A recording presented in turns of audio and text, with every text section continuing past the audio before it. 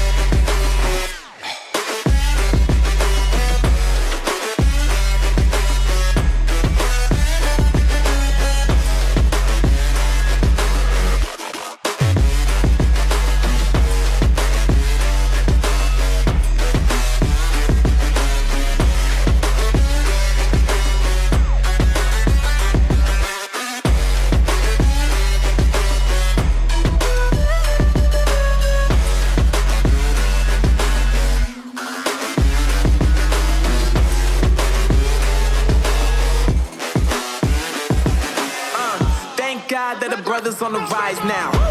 Endless celebrations all in my house. Levitating now, I'm super duper fly now. London boy, but DC where I reside now. Put the time in while you always yelling time out. And for quit it, cause I know I'm coming with it. You were sitting, you were wishing I was handling my business. Now I got the ball like Harry Potter playing Quidditch. And my business so humongous, you would think that happens in there. Damn man, I'm all that, yeah, I'm all that. Looking for that whip, yeah, that what you call that. I'ma blow up in the summer, have him yelling fall back. And I've always been ahead like an effing ball cap. Man, I came in the game like, whoa.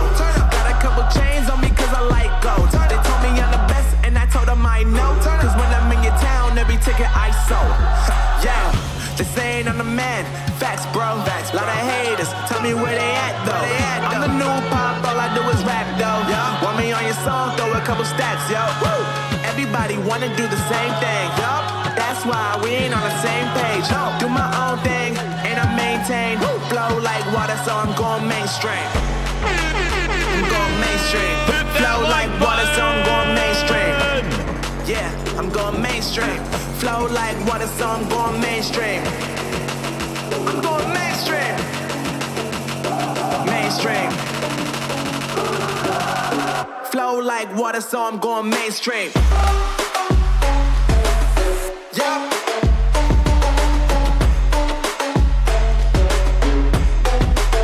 I'm going mainstream. Damn. Flow like water, so I'm going mainstream. Woo.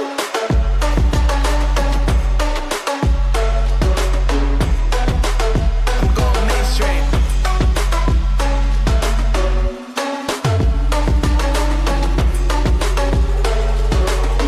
Flow like water, so I'm going mainstream. New gaming Grindhouse music!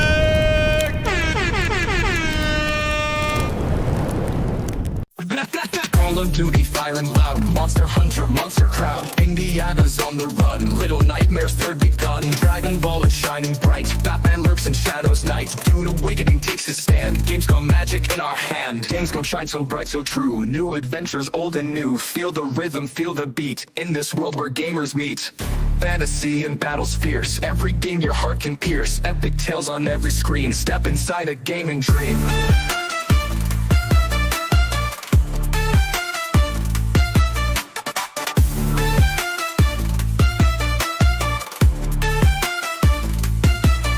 From shooters to the quest, so grand adventure calls across the land. Feel the rush as demos play, Gamescom brightens up our day. Gamescom shines so bright, so true, new adventures old and new. Feel the rhythm, feel the beat, in this world where gamers meet.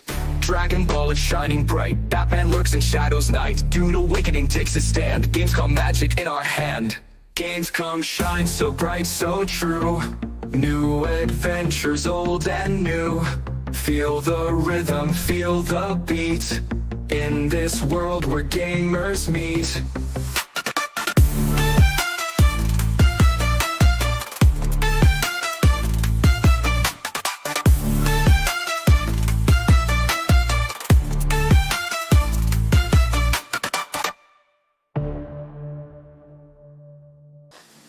smacking ball is shining bright. Batman lurks in shadows night. Dune awakening takes his stand. Gamescom magic in our hand. Gamescom magic in our hand. Gamescom magic in our hand. Gamescom magic in our hand. Gamescom shines so bright, so true. New adventures, old and new. Feel the rhythm, feel the beat. In this world where gamers meet.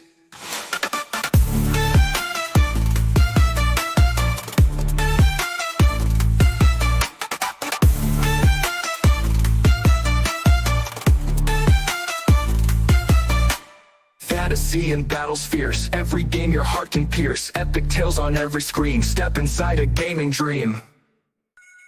From shooters to the quest so grand, adventure calls across the land. Feel the rush as demos play. Gamescom brightens up our day. Gamescom brightens up our day. Gamescom brightens up our day.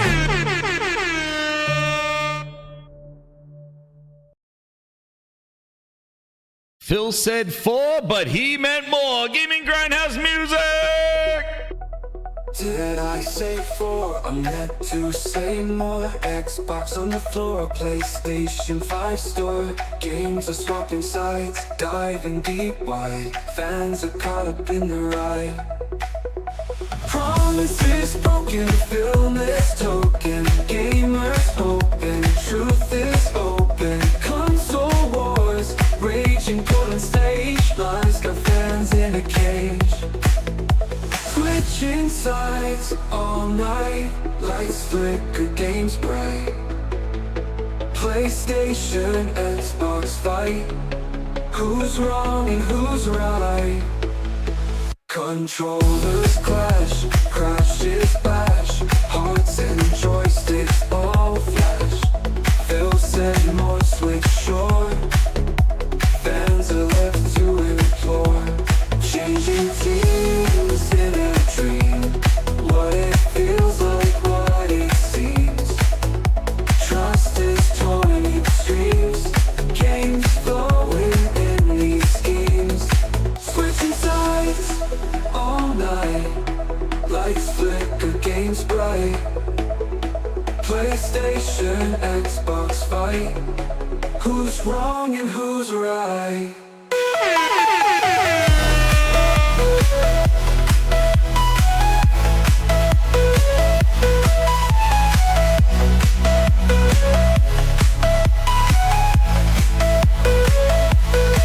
Controllers clash, crashes bash. Hearts and joysticks all flash.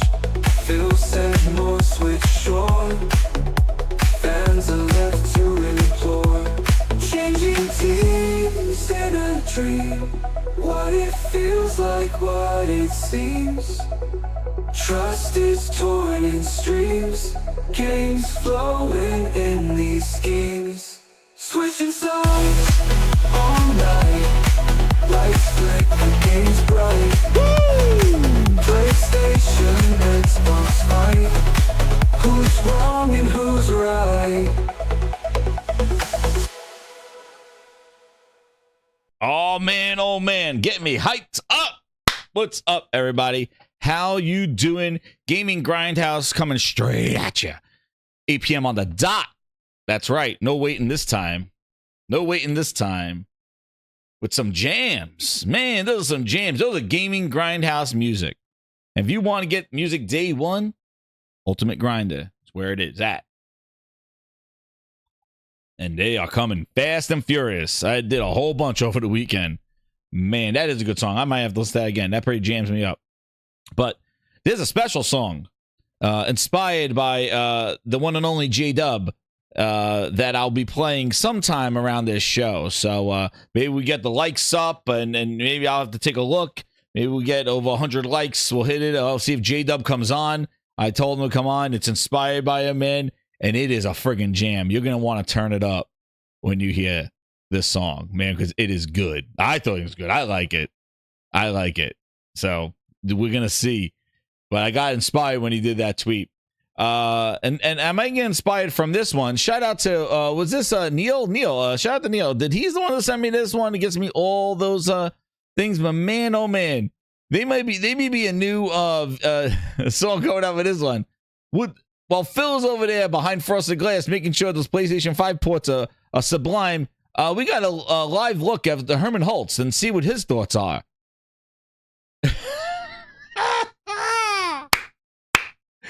Dude, Herman don't give a shite. Look at the face on him. Dude, this is real. This is not photoshopped. This is Herman Holtz in probably his front yard. I don't even know where it is. But Herman! This is how he gets loose before he goes to the studios to do his split punches. You know? This is what's happening outside. See, Herman could do this. Phil's over there working 24 hours a day behind frosted glass. Herman's over there like, he'd make sure nobody does cartwheels. Phil has to deal with this bull in the hallway. He got Sue on a moped. This guy doing cartwheels. No wonder these games are delayed. They don't know what's coming out there. People are messing around. Stop grab-assing in the hallways and get to work. You could be like him, Mr. Herman Holtz. Look at him. Dude, he's like, I'm a co-owner, bitch. Dude, Herman don't give. Dude, he's like, shit. Dude.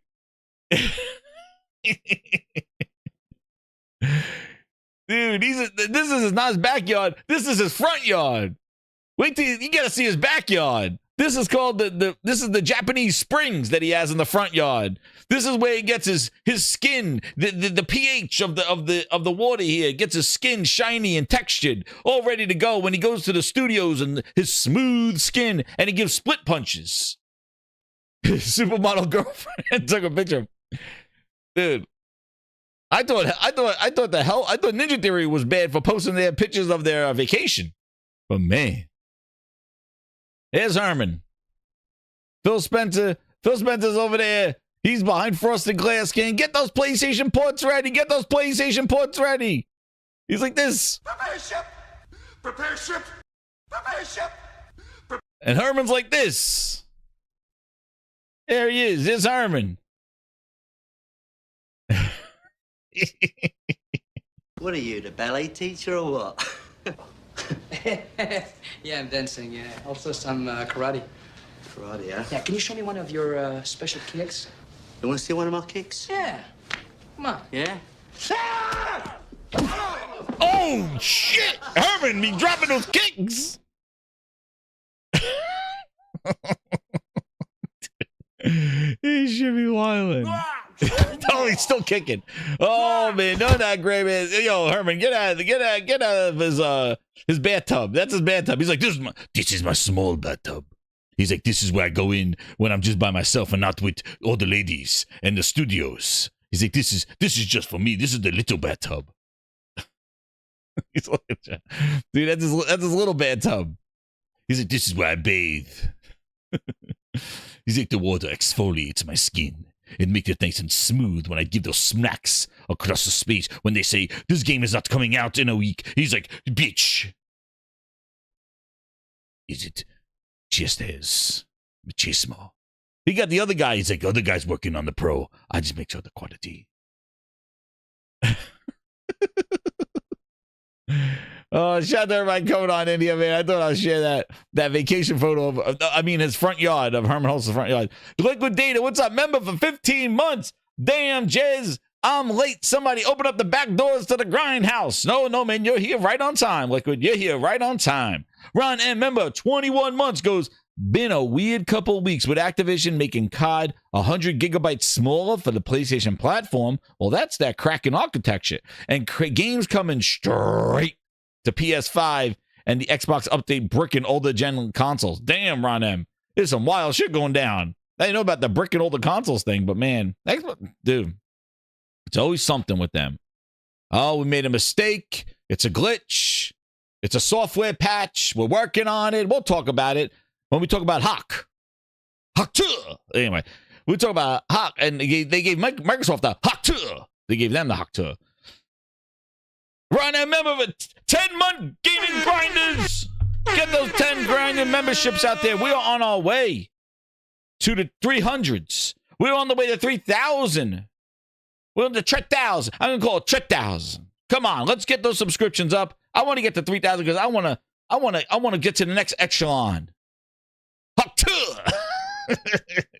Shout out to Mash. He gives another 10 grinders. VIPs in the house. Use those emojis. I work a hard time on those emojis. We vote on them here at the Grindhouse. It's a democracy on those emojis. They're selected by you. We can see what Haktu's Xbox SKEEEIPPPP. Yeah, that's what we're gonna say. Oh man, it's a wild night, grinders. You're not even prepared for what we got going on this thing. Herman Holtz, get him off my screen. He's still on my screen in his freaking jacuzzi. Herman Holtz, get off the screen. We got business. We got stuff to work on for Herman Holtz. Maniolis, that's the one. Maniolis, thank you again for sharing that live look at Herman Holtz's front yard over there and his waterfalls. There we go. Toolman flexing all the emojis on there. Claymore's making sure we got Xbox Skip. Skip. It's the meme that keeps on going. Skip. It's the meme that keeps on going. Grabbing a beer for this one. That's right, Mr. Tennis. More skip, dude. What? More skips. Why not? You voted it in. Why not? It's real. It's real time. That's what we do here. We evolve the channel and the content based on all the crap and craziness that's going on. That's what we do. That's what the Grindhouse does. It's adaptable, entertaining, educational content for the grinders. Hit that like button. We're going to be rocking here. Spread the love out there. Thank you so much for those gifted members. We are rocking with them. And when you get a gifted member, there's some membership shows already for members only. You got some breakdowns. I got some new content coming behind the scenes, kind of, tech and stuff that I have, and Ask the Gaming Grindhouse. So as a member, you're going to get all those videos. You get some special songs that were made for the members. That's right, Big Jamin. And yeah, so you get a lot of cool stuff there. I'm going to be doing more there for the members only, because I appreciate it, man. We got tons of members on the channel. It keeps growing, and thank you so much for the gifted members as well here. And Josh, I didn't catch some of these things. It's going to be another one of those, and you let me know in the comments too on how Friday's show was. I kind of just opened up the Grindhouse, just went through a couple things, like scrolling through the Twitters, and wound up. I thought having a fun time. I enjoyed it. I hope everybody else did. It was pretty fun. We made sure that we might have to recap the ending of Friday's show if you missed it, because we didn't have the grandiose audience that we usually have on the Monday nights. But man, oh man, I got to turn off this light. This light's cooking my ass. Holy crap! But yeah, oh man, it was fun. If you missed it, go check it out. I timestamped that thing. But yeah, so why don't we start off with the release of roadmap? And this is not a troll in the sense of this roadmap here of PS5 release map is going to be Xbox games. No, we're not doing that. Whatever your name is, let's look at the good stuff. Get ready for the big surprise. Welcome, the Gordon23. Subscribe to the Grindhouse on our way to 3,000. Thank you so much. There it is. One step at a time. There we go. One step at a time. I don't even know what the hell this meme is. What the hell is this one? No, you like to look at yourself on television, you sick son of a bitch. So look at this. I don't even know what button I pressed, dude. I got some crazy things. I forgot that's Herman's message to Phil all the time. He's like, yeah, that's what Herman says to Phil. No, you like to look at yourself on television, you sick son of a bitch. So look at this.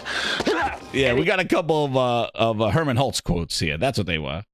I don't even know what the hell I put over there, man. I got so many. It's so much fun. I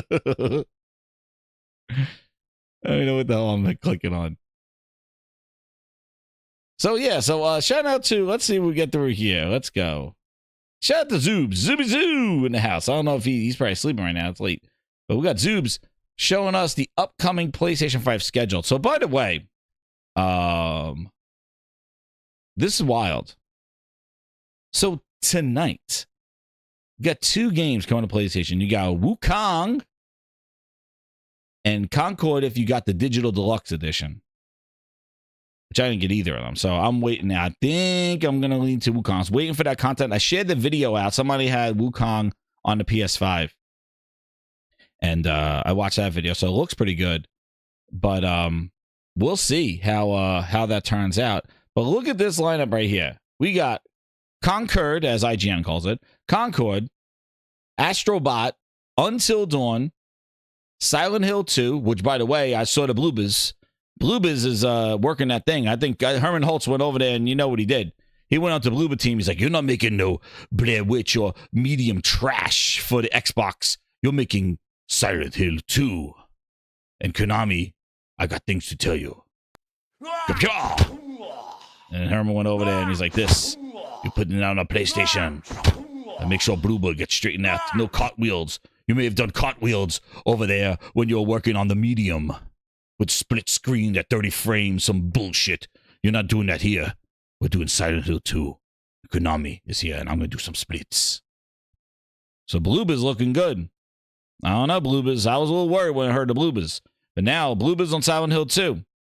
Now, by the way, I've been a Resident Evil guy myself. So Silent Hills hasn't been my cup of tea. I saw some of the movies. I played some of the Silent Hill, a little bit of it, but I never really got into them. I was Resident Evil. I played Resident Evil. So, might be interested in Silent Hill 2. Until Dawn, I like. I don't know if I'm going to be buying the Until Dawn. Like, I don't know. It looks better, but I know the story already, and, you know, just trying to get the people to live. I don't know. I might go. I don't know. I liked Until Dawn a lot. I just don't know if I want to play it again. We'll see. That might be a sales one. I'll wait for, like, you know, later on. But who knows? Both of them are coming out in October, though. But Silent Hill's one. Lego Horizon Adventures, I have to see on that one. The kids might want. We might want to play that one. AI Limit. I haven't know too much about that. I got to look. What the hell's AI Limit? I didn't see what that one is. Let me go look at the grind details. Anybody, does AI Limit look good? Let's see what that looks like. AI Limit. Let's see. I missed it.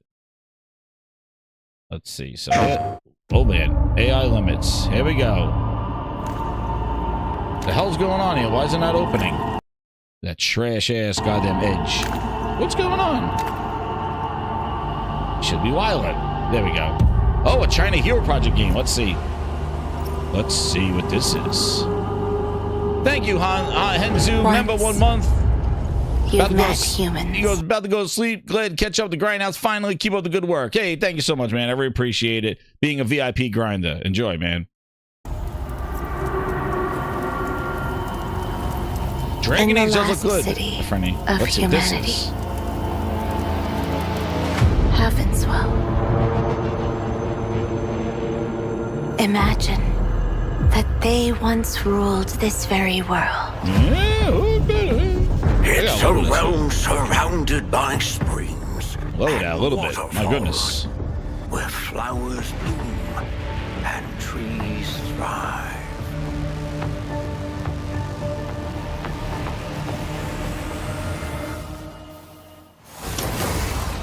They control the rules. Dude! This looks pretty fire.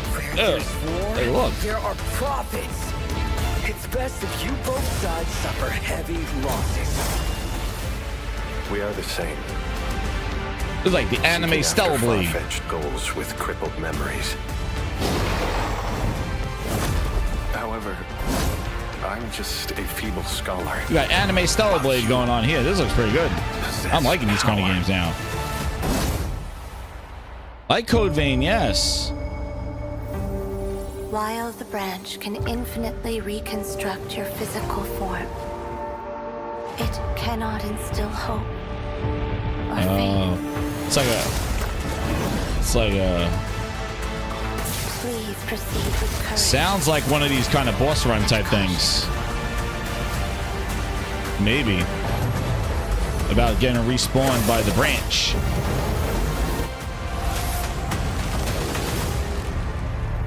May the branch guide your path. Yo, that looks pretty damn good. That looks pretty damn good. I gotta get out of this thing. This is driving me crazy. That looks pretty good. So what else do we guys on here? Convaleria. Let's see what that one is. Valeria. I missed the man, PlayStation be frank cooking on this. What is this one? Convaleria.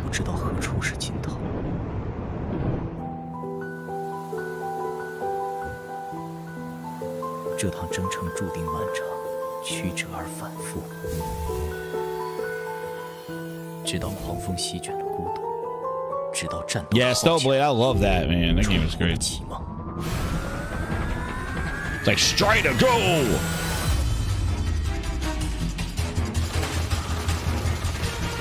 Oh, is this some co-op? Is it like free to play? Let's see.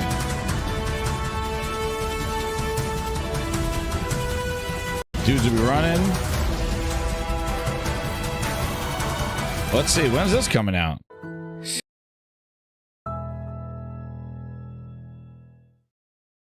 Did I tell you? Dude, whoa, look at that guy.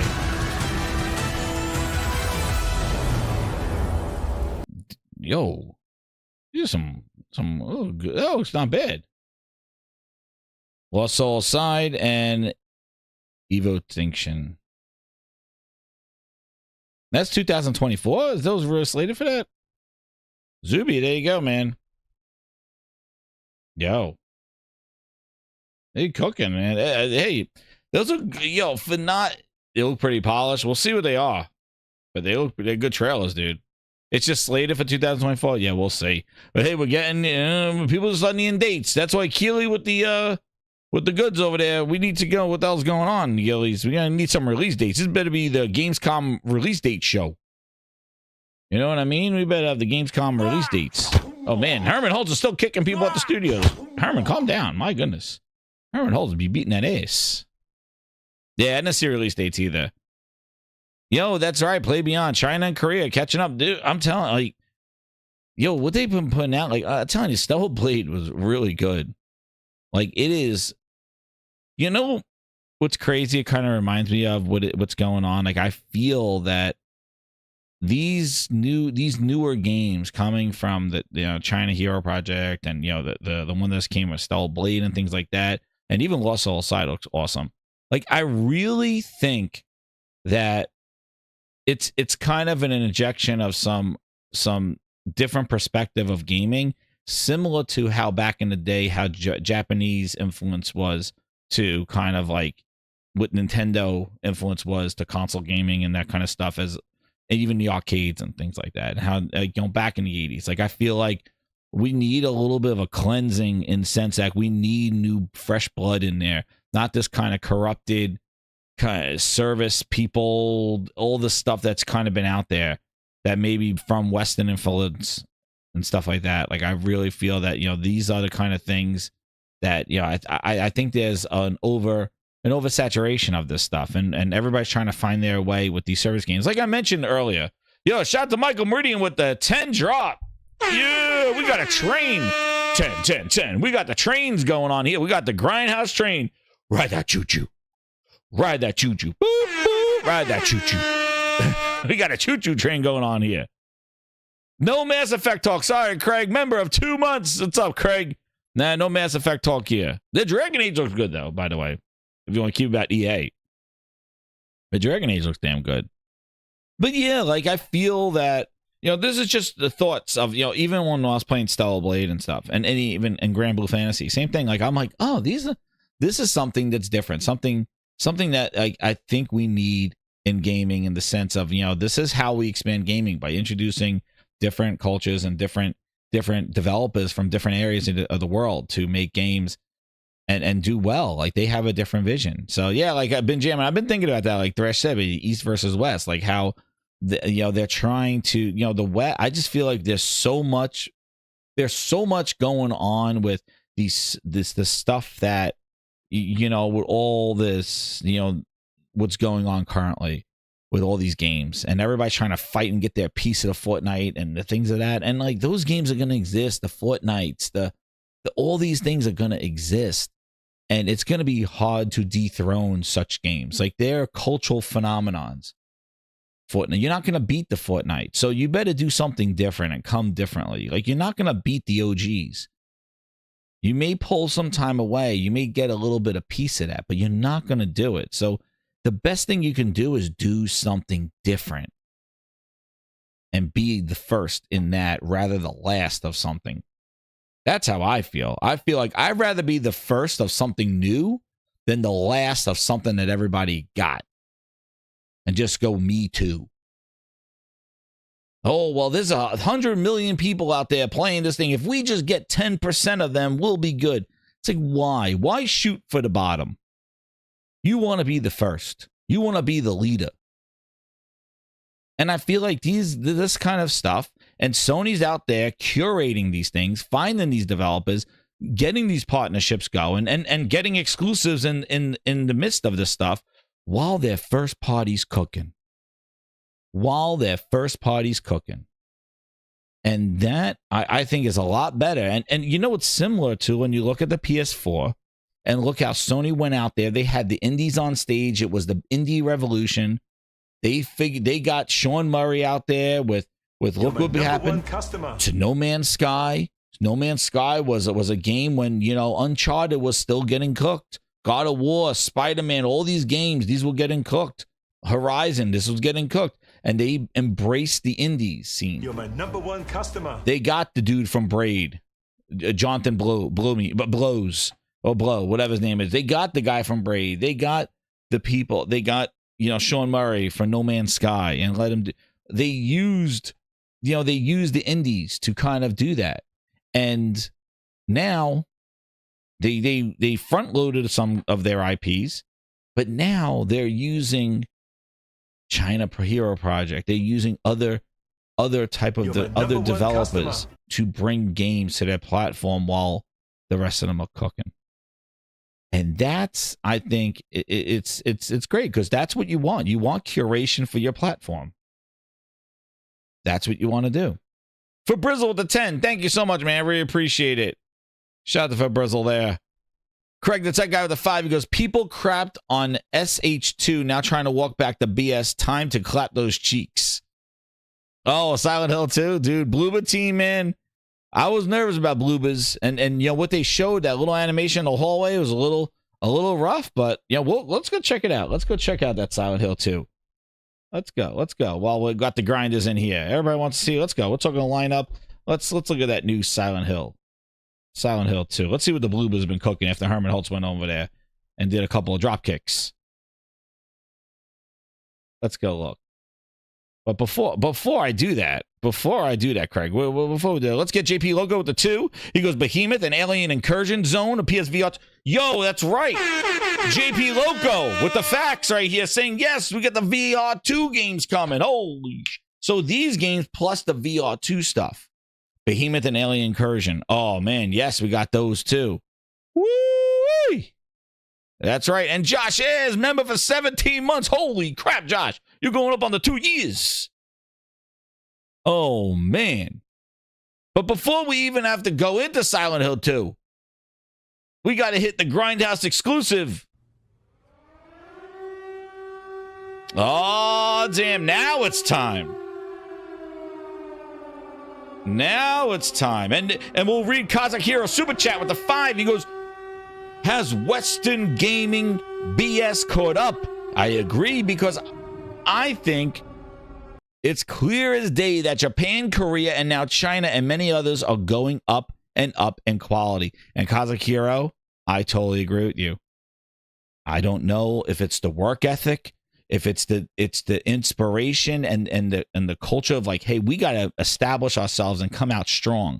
We can't sit back and say, I want brunch and go, yeah, it's going to come out later. No, we're going to work our asses off. And if they do that, that might get the West or whatever to kind of light a fire under their ass going, hey, dude, like, you know what?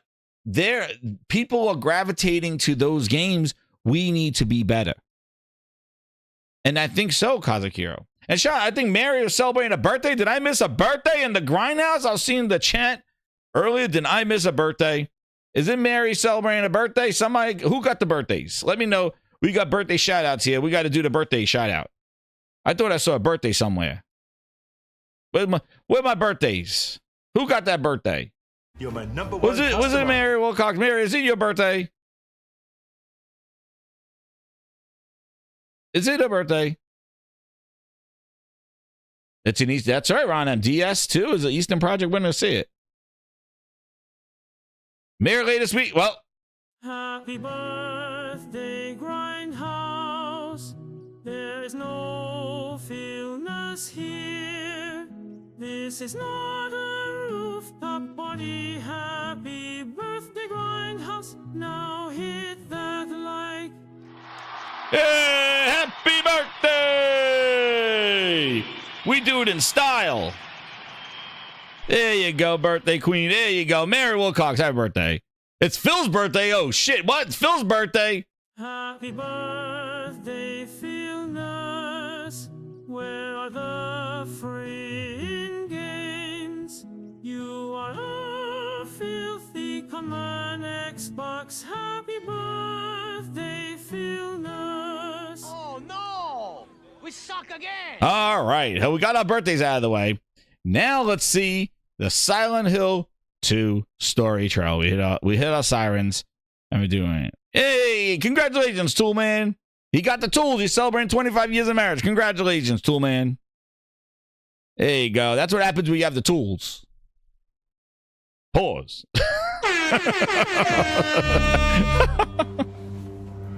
James? Honey? Bluebird. Did something happen to you? After we got separated in that long hallway? Are you confusing me with someone else? You were always so forgetful. Remember that time in the hotel? Wait, where's the game? Oh, here it is. I don't know if that music. I don't want to be playing that kind of music. Let's just watch it. I don't know what kind of music they're playing. I don't want to get any copyrights coming out to the Grindhouse. Oh, what? It looks up there. There we go. But we know what? We'll just play the sirens as we watch it. That's what I'll do. I'll do some ed over, some dub over here.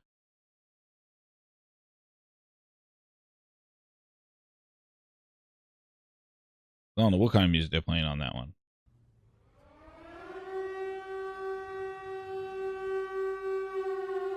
Let's see some of the combat. That's what I want to see. The character models look a lot better. She look good. Oh, there we go. Here we go.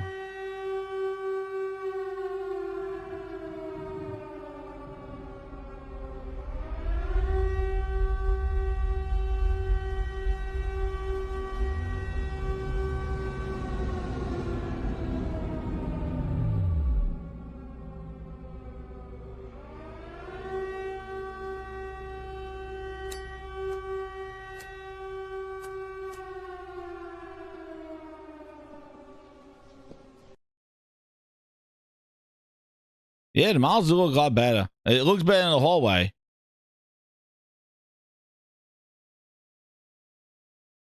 All right. Uh-oh, be careful. Don't watch that TV. There we go. Yeah, looking good. Looking good. I'll take a remake. Brrr. Looks good to me. That's right, man. Shit does look good. October 8th. Bloobers. That definitely looks polished, Bloober. I gotta say. October 8th. Oh my goodness. Grinders. They're cooking. They're cooking. Oh man. Oh man, they're cooking. That looks good. Bloober looks good. We'll see how it goes. Definitely looking better. If you want to do shots. Yeah, that's right. And then, by the way, so you know, without oh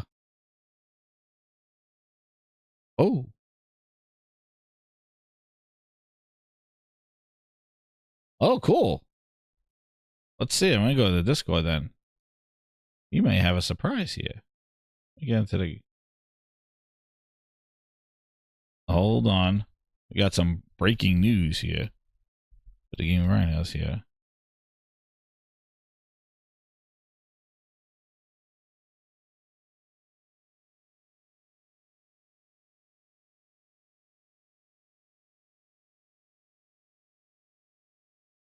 All right.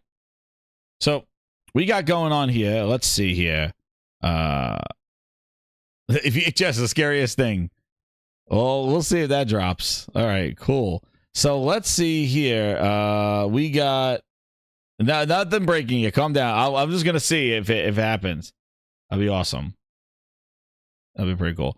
So what are we going on here? So now the Gamescom's preview. So we got here Jeff Keighley with the grapes. He's coming on here. And where's Jeff Keighley with smuggling grapes? He has his preview here. He did a little hype video. Let's see what's in this one. Let's see. Gamescom. So he's hyping this up. Now, listen, we've been through the Keighley's before. All right. I've been through Keighley's before where he hypes up the things and then he had a bunch of indies. He seems pretty hyped about this. All right. Here's his little hype promo here.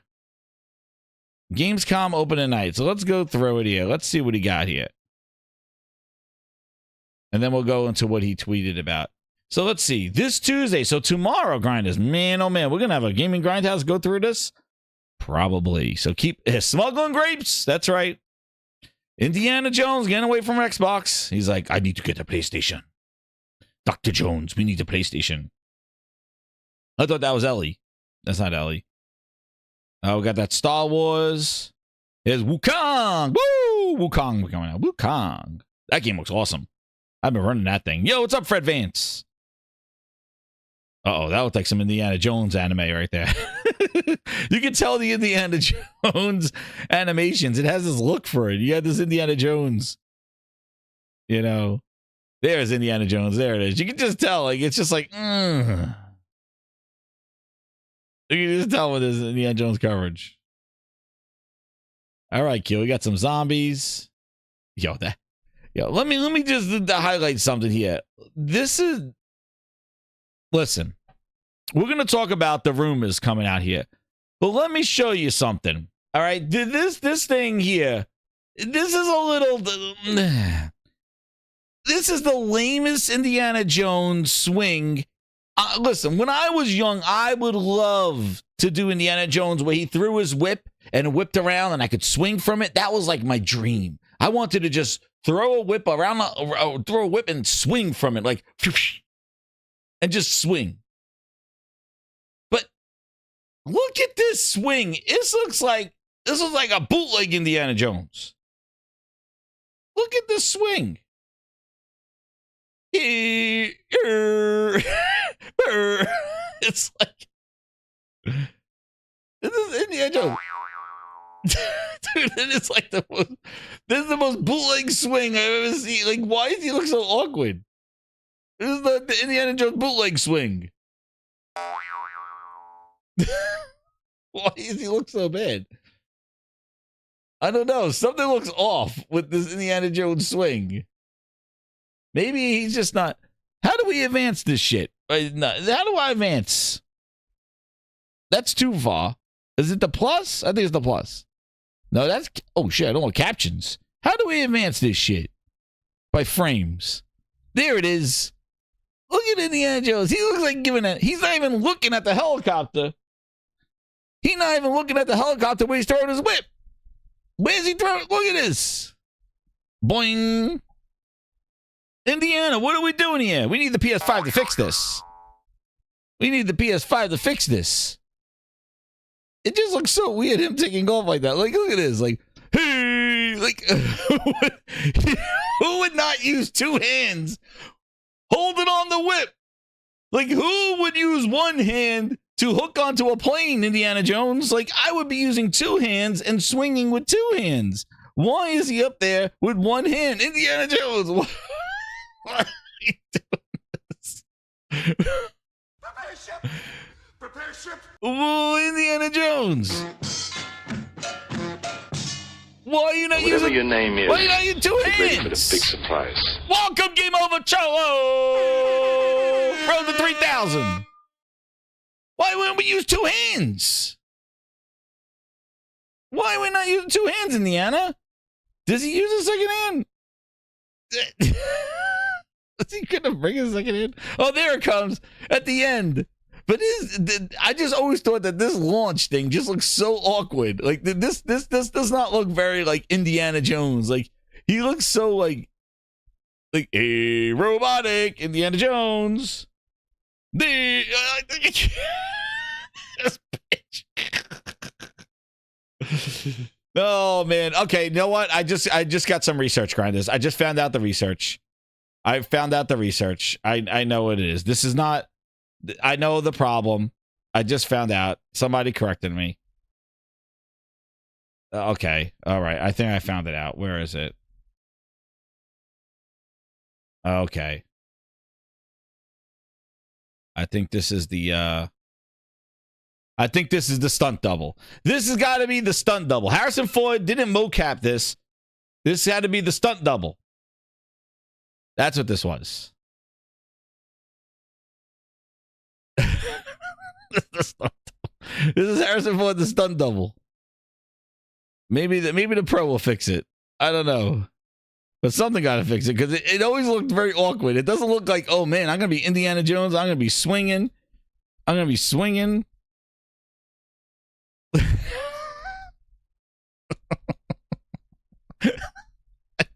Is it me? Is it me? Grind, is it me or does that look a little jank?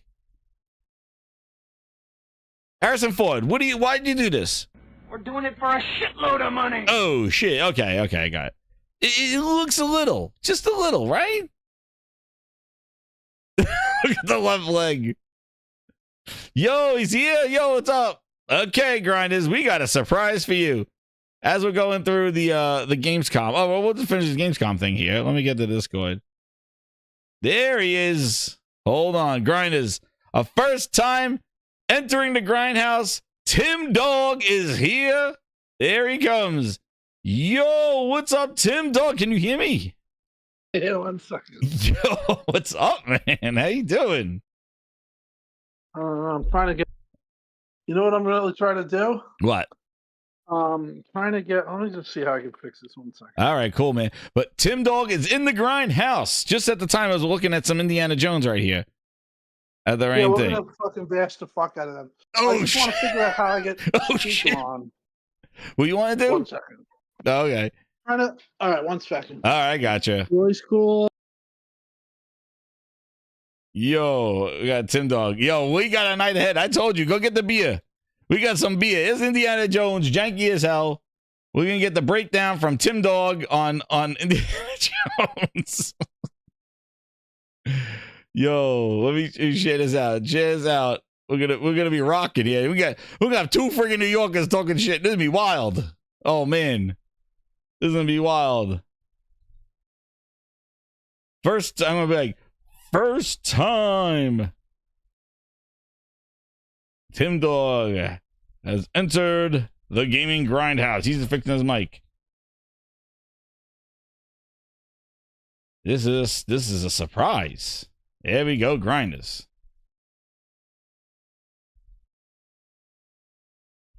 Let me just share this out here. But I thought that this did look a little jank. I did this. I thought it's a little bit.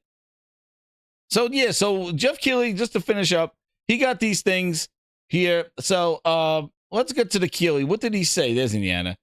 So Keighley got here going on here. He got, where'd he go? Where's the Keighley's? Let me get Keighley here. I got my thing got all messed up here. There we go. What happened? What did he list? Keighley, where are you? Ooh, Death Stranding 2? He might. Where's Keighley's? So Keighley has on his list. He got on his list. Where the hell is Keighley's? I had it. There it is. This is what he has on his list as we cover this thing. Call of Duty Black Ops 6. Monster Hunter Wilds, which looks fire, by the way. Indiana Jones and the Great Circle. Little Nightmares Tree. Dragon Ball Sparkling Zero. Batman Arkham Shadow. That's the VR one thing for Oculus. Dune Awakening. Marvel Rivals. I'm interested to see that. Squid Game Unleashed. I don't know about that. New game from Tizer Studios. Tizer. Tazer. I don't know how to say that. Sid Meier's Civ 7. Kingdom Come, pause. The Civilization Deliverance 2, which is now coming out right next to Avowed, about 6 days from then. 6 days. And more. And Lost Records, Bloom and Rage.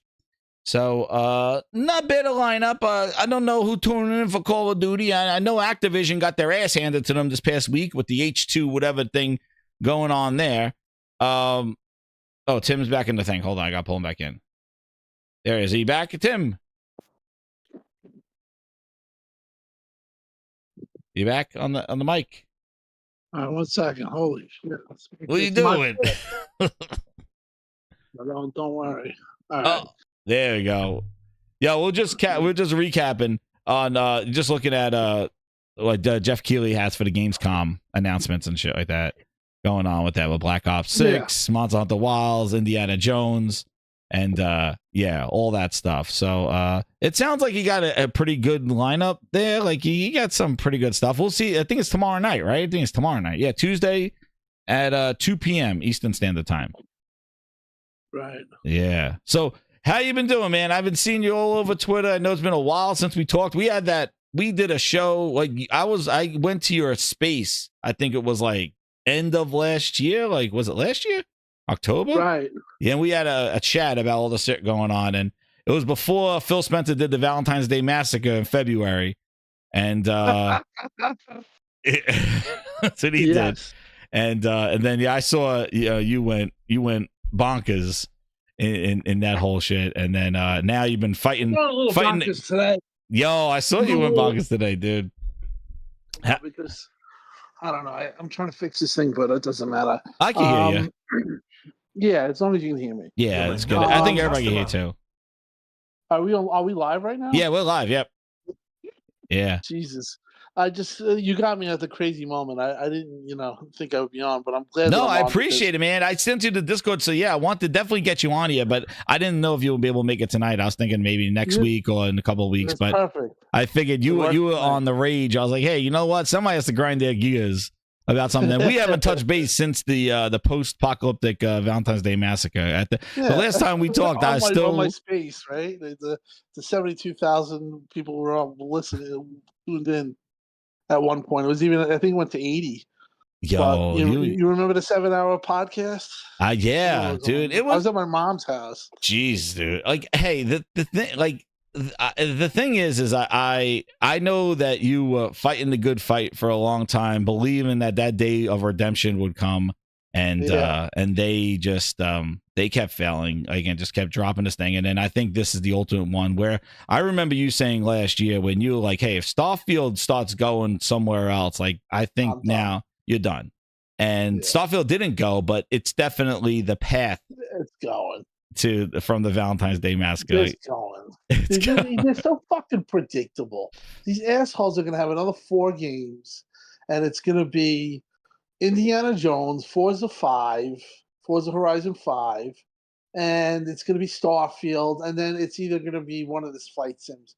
I mean, it's so fucking predictable. Now, with that being said, those fucking games are going to sell like crazy on PlayStation because they're going to be enhanced for Pro, and they're going to treat them like, hey, we're in love with you. Don't be surprised, Xbox fans, if Xbox has a fucking show for PlayStation. You're getting I'm serious. Dude, this is wild. This is the fucking mindset over there in Seattle. Let's think about that. Xbox fans, now you're listening. What would you do? My channel don't have a lot of Xbox fans. We got a lot of kind of grinders that we don't. Oh my God, we got to get some Xbox fans who really have to answer this fucking question. They're not here, though. Sarah Bond fucking have PlayStation presentation. Xbox games, and then they got fucking Halo starts it. Holy shit, Tim! They got a PlayStation Xbox E3. They are so fucking out of their mind stupid. This is what it's all going to come down to. Now you're an Xbox fan, not you, but you're an Xbox fan, and now you're. I got you. Not you. I'm saying just a person in general. Mm-hmm. You were an Xbox fan, but you lost. Oh no, I had your moment in 2017, 2018. I had your moment. Agreed. But you say you're still holding on after today. Now, why is today such a pinnacle day? Mm-hmm. Because they did exactly what they said they weren't going to do. Or Phil gave you like, we understand it's only 4 games, and it's what's integral to the Xbox core. Whatever the fuck he said that on that podcast. Now the games are coming. Now they're going to double down and they're going to say, hey, we're fucking putting our games on PlayStation. TimDogg, Grind with Gears, everyone who Rock, Border Rock, they were right. In February. We were just pretending in that podcast. And that's why I was so angry at that podcast, because that's all they were doing was pretending. They were pandering to the audience. They were making it look like it wasn't big than what it was. Half in, half out. They were like, okay, no, I like this girl, but I'll always stay with my girl. But maybe I'll just see her only 4 times. We're gonna get a get out of jail card. But then now you're with the girl again. It's like, this is the last time. This is the last time. Trust me, this time. I mean, they need to get roasted. They need to get roasted. This is, in my opinion, they are full of shit. And for them to even do it with fucking Indiana Jones after you had that fucking thing on, it's just, you could tell they're going for it now. They're getting, Sea of Thieves got them a little thirsty, and now they're really going to start to put the games on. Guess what? Everyone's going to buy them. PlayStation, Forza Horizon 5 with in-game ray tracing possible, or just being the way the game looks, and the developers they're gonna give love to the game, to the platform. It's just inevitable. The fact that they had, and the thing is that the fact that they had a show in February to explain this, like they never explained when they put Minecraft Dungeons on PlayStation and Switch. There was no kind of podcast about that. That was just subtly announced, like it's going everywhere. It's Minecraft Dungeons and Minecraft Legends, whatever. They were just like already. But when they had to have a show to kind of talk about this thing, like you knew that this was the first step into this new vision that they had. Like this new thing. I knew the next day when I was in McDonald's, actually. I was getting like breakfast, and I'm reading, and I'm seeing fucking Sarah saying that she's in the front of a room. It was a couple of days or whatever. I just remember this point. She's saying games on PlayStation 5 and other screens or Xboxes. Oh, when I heard that came out, and that was like a pamphlet that they handed out, I knew exclusivity is done. Yeah, well, Satya said he don't like it. Like Satya's like, he don't like exclusivity. He said that before. He wish he would go away, but the fact that Nintendo and Sony still leverage it, then I think he kind of felt more into it than Phil. Like and it was an easy sell for Phil. Yeah. I think Phil, they spent too much money, dude. They spent too much money. This Activision deal put bullseye on them. The financials on them. You can't go around spending $80 billion and not have to answer for it. You know what I mean? Exactly. And that's the thing. They really tested it, but the thing was that came down hard. Oh yeah, they came down hard at the beginning of this year because they're like, hey, we spent $80 billion. The business that we put $80 billion in is not our strongest arm of our portfolio of like Windows or anything like that. This is like, we spent $80 billion for our gaming sector, which is not very strong. It's been flatlined, and consoles have been low. How are we getting that money back? And now they realize that they got to go put their games on their competition, because, Phil always said like it's about choice. And I always felt that he's such a scammer in the sense, like he's making the choice of not choosing him and making it other places. Like, I was listening to his, when he got reamed out by that interviewer over at Fortune magazine, when he's like, hey, I went over my friend's house, they had an Xbox, they had a PlayStation, and where they're gonna play, it's about, and he's like, no, it doesn't matter where they play. And I'm like, it's bullshit, because it does matter, because if they're playing Fortnite and all those games on PlayStation, you ain't gotten piece of that shit. So where the most popular games are being played, if they're not on Xbox, then that's not good for you. So it does matter where they play. 100%, but you see, this is how Phil is. Phil said exactly what you're saying in like 2016. Yeah, it's just Phil is all over the fucking map. Oh yeah, he's been, dude. Phil Ness originated here. That's what Phil Ness is. Yeah, he's, he doesn't know how to stick to a position. That's his first problem. He doesn't know how to stick to position and hold. He wavers with everything, and he goes, and some people will say, well, that's kept Xbox alive. Yeah, it kept Xbox alive, but basically, to a point where they kind of suffer for till 2017 to 2024. Up to, listen, has there been a lot of good Xbox times? No.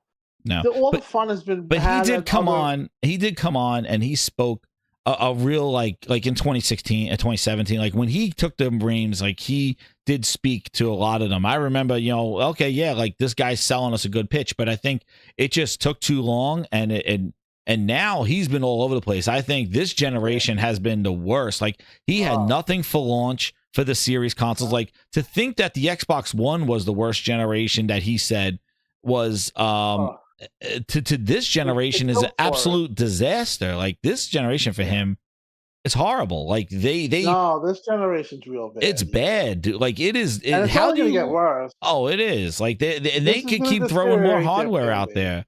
Like, what do you think of this? Like, it's just ridiculous. This portable thing. There's just no more hardware. They're just they're going to become identityless. Yeah. Yeah. It's just going to become like, oh, we don't care. Like you're going to be like, oh, Xbox, I fucking watching moron. Anyway, you'll be playing PlayStation. That's what's going to end up happening. They become irrelevant. They are just so fucked up and so all over the place. Nobody knows anything. I mean, so many people have left. You name it. Kudry guy left. The guy who said the most powerful monsters eat monsters. Yes. Kudry left. Ybarra came and left. They let him go, and now he's talking about he can't wait for his PS5 Pro. He just tweeted out. Mike Ybarra. He's into it. Listen, Mike is. I talk to Mike all the time. Mike, I know he's not.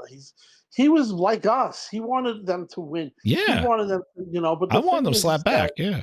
It didn't. I always remember a story when and I always tell Mike about this. Well, like they when they were talking about the backwards compatibility moment, Mike was the one who came out on stage, and Mike wanted to mock them on Sony and do like a games thing. They were going to do like or say something, but Phil poo-pooed it down. He's like, let's take the high road. But that's the type of guy that Mike is. Like he I remember he was very vocal. Yeah, like I remember he's the Prize fucking CEO. That's pretty fucking he was a big deal, bro. Dude, he was I remember back when he was I remember when he did the tweet because I was on Planet Xbox and I remember he was so spicy where he went out and it checked out and the girl was like, oh, like I'm playing a PlayStation. He's like, that's the wrong console, something like that. You made a wrong choice. I remember he tweeted that out and it was just like shots fired. Like he was really there, and now he's like, he's like, well, like, listen, there's nothing okay. People with competition, and like, sure, listen, he was why not? People would say Aaron was like that too, but Aaron got kind of like, oh man, he realized, he's like a 30-year employee. He realized he can't be doing that. And he just stays away. Their marketing is atrocious. They got no money. They have no money. They have no money. 2017, Phil basically cut the market because he wanted to appease Meyerson because the margins were low, and he did a short-term solution but a long-term problem. And again, here we go again. One of the things I wanted to ask you, and I got a couple of questions here. Grinders, put your questions in the chat. One question I wanted to ask you is, why do they demonstrate a lack of confidence in their games? I've always wondered this. Like, why, when their games are coming out, they do not have the confidence to show the game and get people excited about it the way that Sony and Nintendo, well, definitely Sony, do for their games. Like they have this whole marketing thing and I mean just showing games and stuff. Like I feel like they hold on to their showcase. They show whatever they show there and then they make you wait until the game is. And I always wondered why they never got people excited about their games, because they don't show confidence. And I'm going to say, I remember back when Sea of Thieves launched, I was on Planet Xbox and we were talking to some people and they were just like, hey, it wasn't until after the beta that they showed that, hey, they thought Sea of Thieves, they had something. But before that, they really weren't very confident in the game. And it just, they've been kind of having that MO with all their games, where I even feel, even with Hellblade 2, people are asking the month before, where the hell is the marketing? 2 weeks before. 2 weeks. And Greenberg had a, like, why, like, and I know you talked to Phil and you've been in this things, like, does that ever come up at all, like during the events that you go to or anything? People like, hey, Phil, like, where's the hype for this game? Or people are just like starstruck. I've seen some moments where people have given Phil direct questions where they kind of made him uncomfortable and stuff like that. But I never was like, when I was at those things, I wouldn't. You wouldn't put pressure on him because you wouldn't like put him on the spot. Because I was just having fun. I would put pressure actually on DMs. And like when we were but did he ever answer to that? Like, hey, Phil, like, where's the marketing for? Because people put it out publicly on Twitter, but anybody... I don't think Phil. Somebody says Phil's a PR mastermind. Oh, he is. Like he's very good at PR, and he like I said, he's good at certain stuff like that, but he's never gonna really. He'll never give away the bad. I'll tell you. No. Sometimes when I talk to Phil, I felt like I was talking in code. He's just very. It's hard to explain. Like he says things that you have to look at twice or read 3 times to kind of understand where he's coming from. Sometimes you be talking to somebody, and this happens, and you get mixed signals, and you don't know what they're really saying, but or you take it a certain way. But certain things, like Phil, if he wanted me to know something, he would sometimes, say something, but he would never give away information. He was very, very professional in that aspect. Sure. I would think. I think that he did. I can't kill him on that. I just think that, and I know that, like, people are like, well, I understand he would never give me a heads up because who am I? I mean, he's not gonna give me a heads up. Yeah. But I do think that he could have communicated that whole thing so much better when they did that whole situation. Yeah. Listen, you got to realize when you're going to do something like that, you can't first ignore it and then pretend nobody's going to care, because that's what they were doing. They basically put their heads in a box and said, nobody's going to care. Supposedly, they were going to announce Diablo into Game Pass, and then the second part of the show was going to be, hey, we're announcing these 4 games. Like, that wasn't going to be a fucking thing that everyone dropped in. Like, that's how fucking out of touch by the they way. are. Oh, by the way. Yeah, that's how fucking out of touch they are. Jesus. So they were actually going into that mindset. And then, like, obviously, because they have somebody that talks to everyone. Yeah. And it's one person or it's a few people, but it always starts with the same people. Shinobi's one of them, and he's always like on Reset Era, and he's always like has a fucking comment to throw in there. Oh yeah, and so does Nate Drake knows some things. I saw those leaks. We'll talk about those, but yeah, I saw that came out today. Yeah. That's the wildest. Well, I mean, like it's not hard to do what they're doing because it's obvious that some of the stuff was even announced. Tom Warren said, "Listen, I was talking to Tom Warren in March, and I'm like, they're gonna all." They're all it's gonna be funny when these games are announced at the end of the year. He knew the whole time Indiana Jones was it. He got killed, but he's not. Yeah, he referred to it today. Yeah, he referred to it today. Yeah, he did know. Like I'm saying, like in even like after the fact when he came out, he in DMs with me, he was like, "Yeah, it's coming." So there were things known, and the Starfield thing was another thing that was leaked to Xbox Era guy, and that's probably gonna be that's true. That's one of the games too. So more and more, they just listen. You get back to with the confidence in games. They haven't had that many games, and to be honest, the games like I played Spider-Man 2. I think if they were playing something like Spider-Man 2, they might, go on, and scream for the hills on it. But I don't think they ever really did. Like their games just their really good games were car games. And then other than that, they had like games that just missed and, were like massively loved, like Quantum Break. Yeah. They never, like you said, they never got that Retribution moment. They never got that moment. And now all their 90 plus games that they've had, that we were always making fun of them, they're all going to PlayStation, whether it's the Flight Sims or the Forza Horizons, So it's like there's no more console war. That's over. So, here we are. The thing that I think is even more frustrating is last year, the fact that they got the news that they went over there and they said, "Hey, Redfall, stop making the PS5 version." The guy broke on the during that interview, of course. Stop breaking the don't make the PS5 version. And then the same thing happened. They told Starfield, like, stop the PS5 version, just make it for PC and Xbox. And I remember back when they even asked Phil's like, you know what, we can make our money, we're fine with the PC and with the console, and we don't need the stuff over there. And I think that's what made people think like, oh man, like they are gonna do this stuff exclusive. And then to come out this year and be like, yo, And I really think you spent $80 billion in that whole thing fiasco last year. I knew that the ink wasn't even dry yet on the ZeniMax deal, and the celebration for this Activision stuff, I think, was ridiculous because I said they didn't even prove what they can do with what the studios they bought in 2018 And then with the ZeniMax deal, that was a massive deal and a lot of IP as well.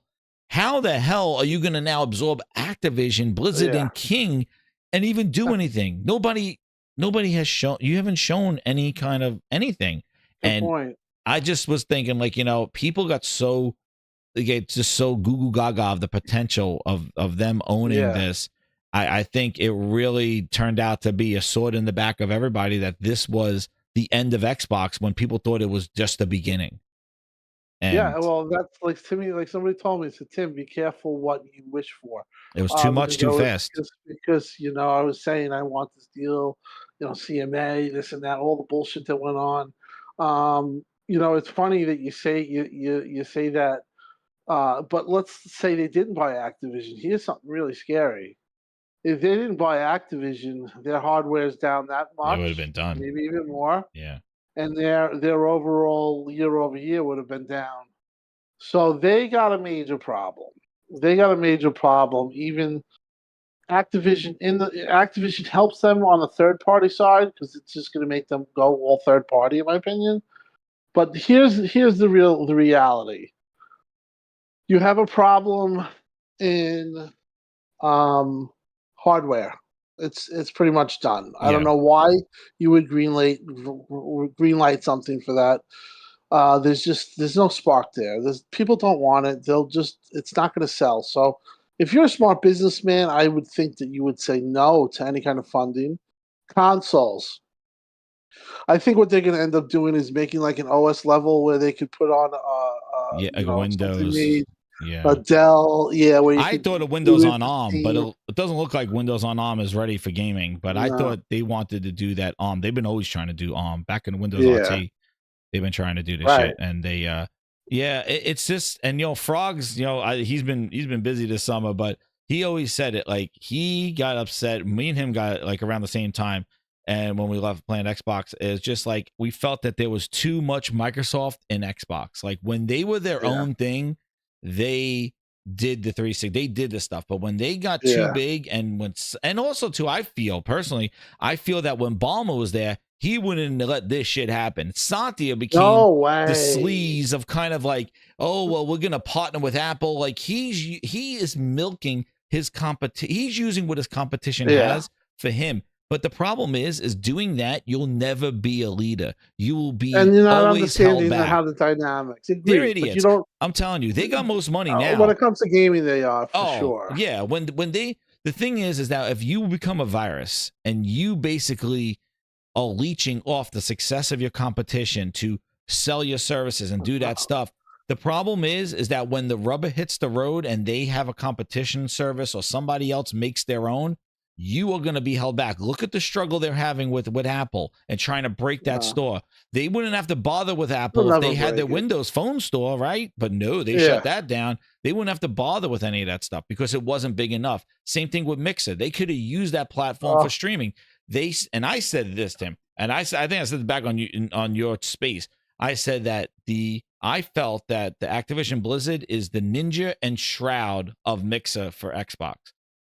I think they spent all that money on Ninja and Shroud on saying, hey, who's the people that are watching this the most? Oh, instead of just growing Mixer regularly, let's just buy the people that are the most popular and just put them here. And they're doing that now.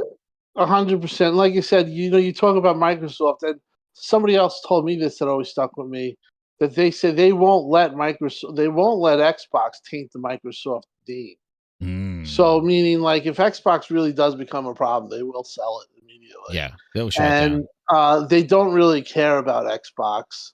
Let's be honest. Their money is in cloud, you know, Windows, I think they've realized. I think if you really look at their bulk of work, Xbox has been an unmitigated failure.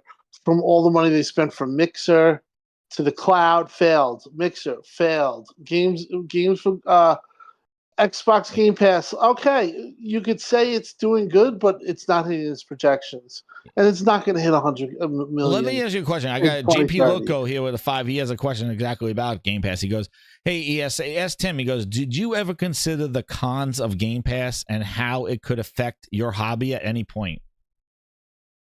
Not until it was too late. I was riding that thing. man. I'm like, yeah, I want more games. More There it games. is. Tim said it was too late. Phil got him drinking the juice and then realized yeah, pretty much. You know, I mean, I think Game Pass, like I said, if they were hitting their projections, they would be fine. But they're ridiculous. The Like Phil games comes missed. out and they say 2 billion gamers. Then they say 3 billion gamers we want it. You're not even coming close, Phil and Satya. Okay. Then they're like, oh well, if I don't get 50 million, this was in the court case, by 2027, I have to ask the question. Should I be running Xbox or should Xbox be running for the company? And the answer is, guess what, Phil? You're not getting 50 million. You'll probably stay at 35, maybe get up to 36 if you're lucky, 38, at best 40. And then they have this ridiculous thing. Well, by 2030, we expect 100 million paid subscribers. I'm sorry, you're not getting that. You're not Netflix. Netflix is you're dealing with a small. Old people don't play. There's many people that don't play fucking video games. They don't consume games like they want. They don't. They don't binge games. Exactly. But it's different because Netflix has. They're different and they're similar in the way that they may distribute, but they're different in why people subscribe to them. Yeah. Now, what I would do if I would have done, I would have said, hold the line as much as I could. Hold that line. Let's hold the dotted line now. If I if I had to do it, I would at least try to lobby for a year exclusive, and like then I would have to come out and be honest and transparent, and then like even then it would be a fucking unmitigated disaster, just like it is now. But I think it could have been less. You don't get the bad taste in your mouth. You could have a little empathy for them and, realize, hey, they did suck. They did get their asses kicked and who knows, whatever. But this moving forward, this is what you're going to have to deal with. And then maybe they could have kept some of the community. But, you've lost so much and so many people over just since February because word of mouth on Xbox right now is like, well, why would this you get next wave? The first thing they say, why would you get an Xbox? Yeah, and now and what's crazy is that much more popular. They're releasing more hardware. They got the strip of glitter, Galaxy, Xbox. They got Aaron Greenberg throw a strip of glitter on it. That's a real $600 friggin' dollars for a 2 disc. terabytes. Thanks. 2 terabytes. Jesus, with fuck, glitter on it, dude. And then they increase the price. Dude, I don't even understand. Like they're releasing these iterations, and they're more money than the ones that they can't sell for fire sales. Well, I just think some of them are just giving up. At this point, they've given up. I think they're just trying to milk the same people that they got, take money from the same people, increasing the price of Game Pass, selling more hardware, more controllers. They're like, yo, let's just milk whatever we got left here, and just exactly what he said in February. We could either do two things. Put our game somewhere else or increase our price of get the same more money from the people that we already have. And he's like, I chose to put games over somewhere else. And then meanwhile, he did I would have rather spend the money. He did both. Exactly. I would have made Game Pass more expensive. The last thing I would have done, the DEFCON 5, you never ever put your games on. Listen, just in America, I'm just thinking like McDonald's, Coke, Pepsi. Like McDonald's, and Burger King. You walk over, it's like, dude, here's my Big Mac. Had that? Have we ever had where some fucking competition just said like, "Hey, take my fucking shit"? Not when they were, not when they were. Sega did it after they got routed and didn't have a console anymore. Sega did it, but nobody did it when they still had the same product on store shelves. Right, I'm just talking about just in consumerism. Has there ever been like something where like they were just so out against each other, and then they were just like, "Hey, Wendy's, hey, we're bringing our chili over to McDonald's." Wendy's chili. No, man. I've never seen that. So I just don't understand. I just think that they're really fucking stupid. But now what's going to happen, and this is what I really believe is going to happen, is that they're going to get fed from this money, and they're going to get more aggressive, and then they're going to just become third party day and date with PlayStation. I would say by 2027, 2026. Mm-hmm. Games like Blade, Elder Scrolls, they're on PlayStation day one. Yeah. They're not going to be timed. Gears, everyone's saying that. That's, I would say, 6 months at most. could be day and day, but it could be 6 months.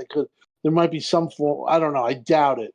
But they're just going to become a company that's just third party. They're not going to have hardware. And guess what? They need when they do that, guess how many people they need? A lot less. They're going to lay off, unfortunately. Yeah. And that's where it's going to be pretty shitty. And, you're going to see a lot of, I would say they could slim down the workforce with no hardware and just third party. And a marketing, whatever, I would say they could slim it down, at least by half. I'm talking about the whole Xbox division number of people.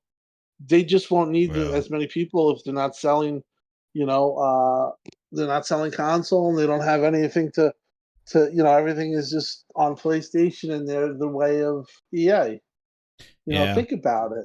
I mean, that's why they got to make sure the games are up to par, though. Like, that's the thing. Like, I think that Sea of Thieves was good at it as when it came out for all those years, all that content. But if they launch games the way they've been launching them and put them on other competition, like, they're going to get killed because they got to make sure that. And this is the whole thing, too, is that I feel that they don't like. If you're going to put your games in other places, they better be prime time ready because you are throwing it next to other bangers on PC, on consoles, on PlayStation. Like, you got to make sure these games are ready for prime time. You don't have time to drop Sea of Thieves 2017 edition with 3 goddamn fetch quests. You can't do that. You got to put Sea of Thieves now on there. Like, so you don't have the time to drop Halo and say, well, fix it, guys. Here's the PlayStation version. It's like, fuck, nobody's playing it without the stuff in it. It's funny, like, people don't realize, but guess what 6 months, Machine Head's going to be doing? They're going to be fully dedicated to making that port. That's 6 months that you would have gotten on an exclusive. You see how it starts to affect things? And then you got to realize how much does it pull away? Yeah. Like, how much is a pull away from the development by putting it on PlayStation? People had a question about what the stripper glitter Xbox is, the $600 beast. Here it is right here. Per fax, Aaron Greenberg used his stripper glitter and put it on there. There it is. There it is. There's the stripper Xbox. $600, 2 terabyte. Oh, my goodness. They must be on drugs. And what's really going to hurt, too. I mean, people who are trying to, like still be in an Xbox corner, I mean, God bless you, but it's gonna be embarrassing when like Pro comes out and these games play, like much better and look better on PlayStation. I know, and that's Indiana Jones is gonna be better. They're trying to discredit, like if the Pro, like seriously, if there is a Pro, and it comes out and these games are running like it is really. I know there is going to be a Pro, but like when it comes out, if it's going to come out, if Sony's going to listen, I don't want to I say November. I don't want to get onto this hype train or something that has not been confirmed. But if they do what the rumor is of the showcase in September and kind of have this wave 2 of this, like, here's our bangers, here's the stuff we've been cooking, and here it is running on a PS5 Pro coming out this November, that is going to be a split punch Herman Holtz nut shot. And I don't even know what Microsoft's gonna be like. I put out a tweet earlier. I thought it was pretty damn hilarious. I said that Phil Spencer did not have a launch lineup for the Series X, so to make up for it, he's making sure the PS5 Pro does have a launch window. Has his games in the launch window of the dude. It's just it's like the truth. It's the fucking truth. This guy. That's how crazy it is. It is crazy. It's just I don't know. Who thought this shit? Let me ask you here's another question. JP Loco, the 5, he goes, did Phil Spencer work on Voodoo Vince? So why can't he recognize what a good game can be? I think he can, but I just think that he has a lot on his plate. A guy like Matt He's Booty too high really up.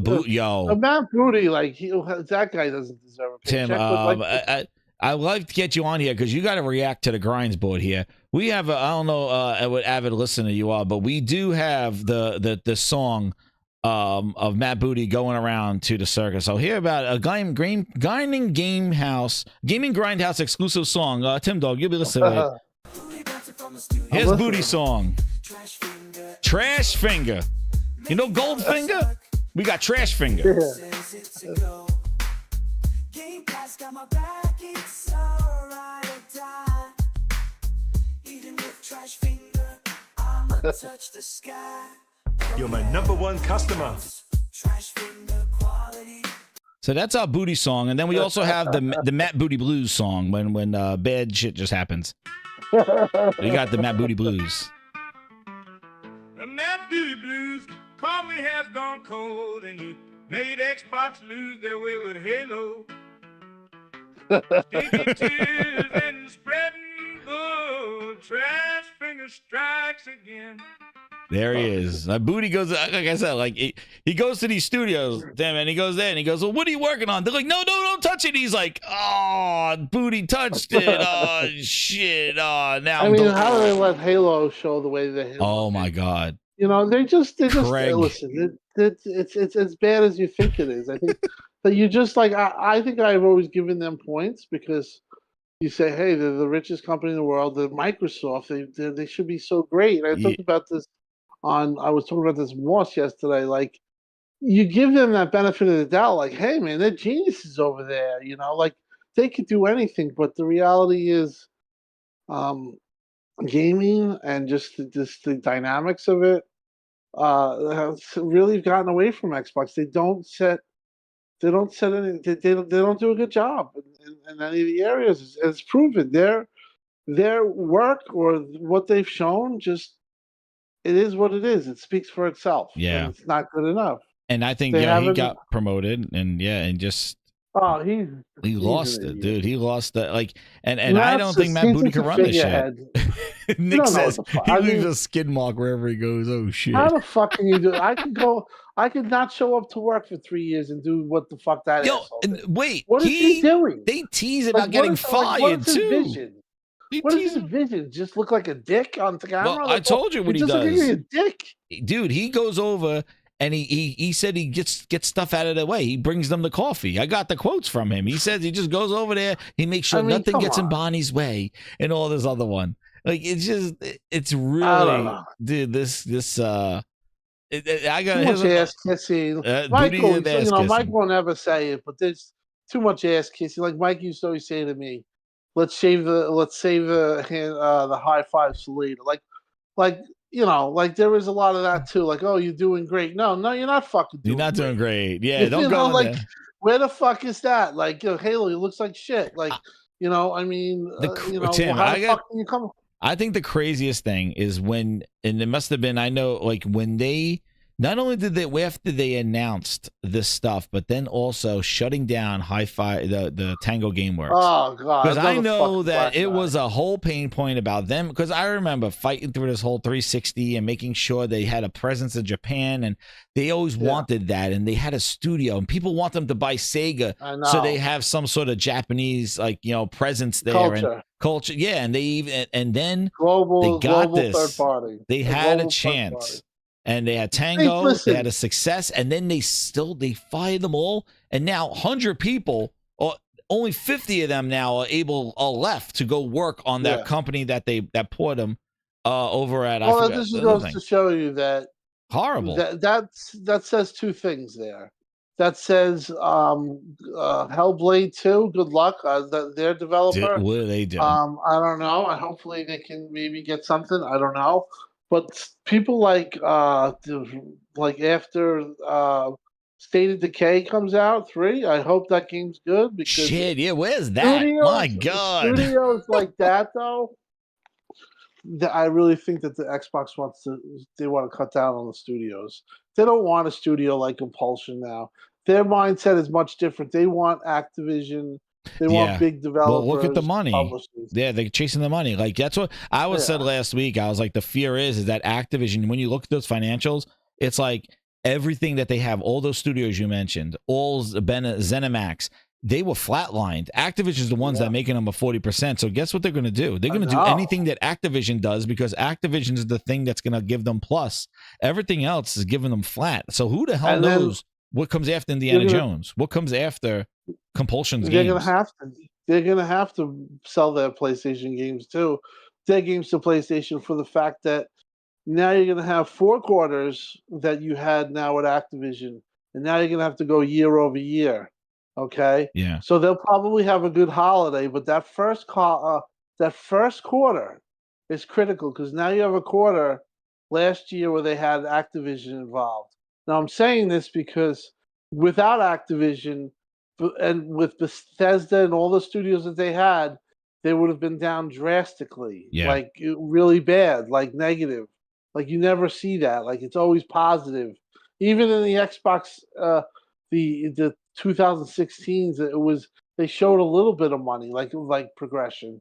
Now I think that you're going to really start to see the hardware and the year over year, like their quarterlies are not going to be that great. Next year. Yeah. when They they're got to do comparing it. something. They're gonna put PlayStation. They're gonna put games on PlayStation. Yeah. And I mean it for real. Like you guys better be ready because the people at Xbox fans that are holding out, they're gonna treat Sony as their number one publisher, and they're gonna Oh my. be good to them. Yeah. They're gonna make their games look beautiful. They're gonna try to deflect and talk about more portables and more hardware, which I think is ridiculous. Like if you're talking your portable, that's so stupid. it is the stupidest. I said this is the stupidest time to even do portables. Like the Switch 2 is coming out next year. You got second gen Asus ROG Allies, possible Legion Go. Yes. Steam Deck is on the second OLED. Maybe you coming out with Steam Deck 2.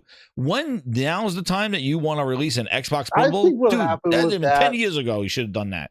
Yeah, I think what happened with that is that when there was a whole flux, and Phil came out and when he had that thing when he had the all hands on meeting, he said, "Listen, hardware's not going away." But when you start, It's just damage control. That's all they're doing. Yeah, exactly. But when you start a meeting like that, means that really the hardware is in question. Everyone at the company is thinking the same thing. Like, is it going away? But the fact is that when he's saying stuff like that, it's like, in my opinion, it is a precursor to what's going to happen. Now, I think what happened was, this is just me, guessing, that those are hard times for Phil, and they wanted to think. So Xbox always plans in January.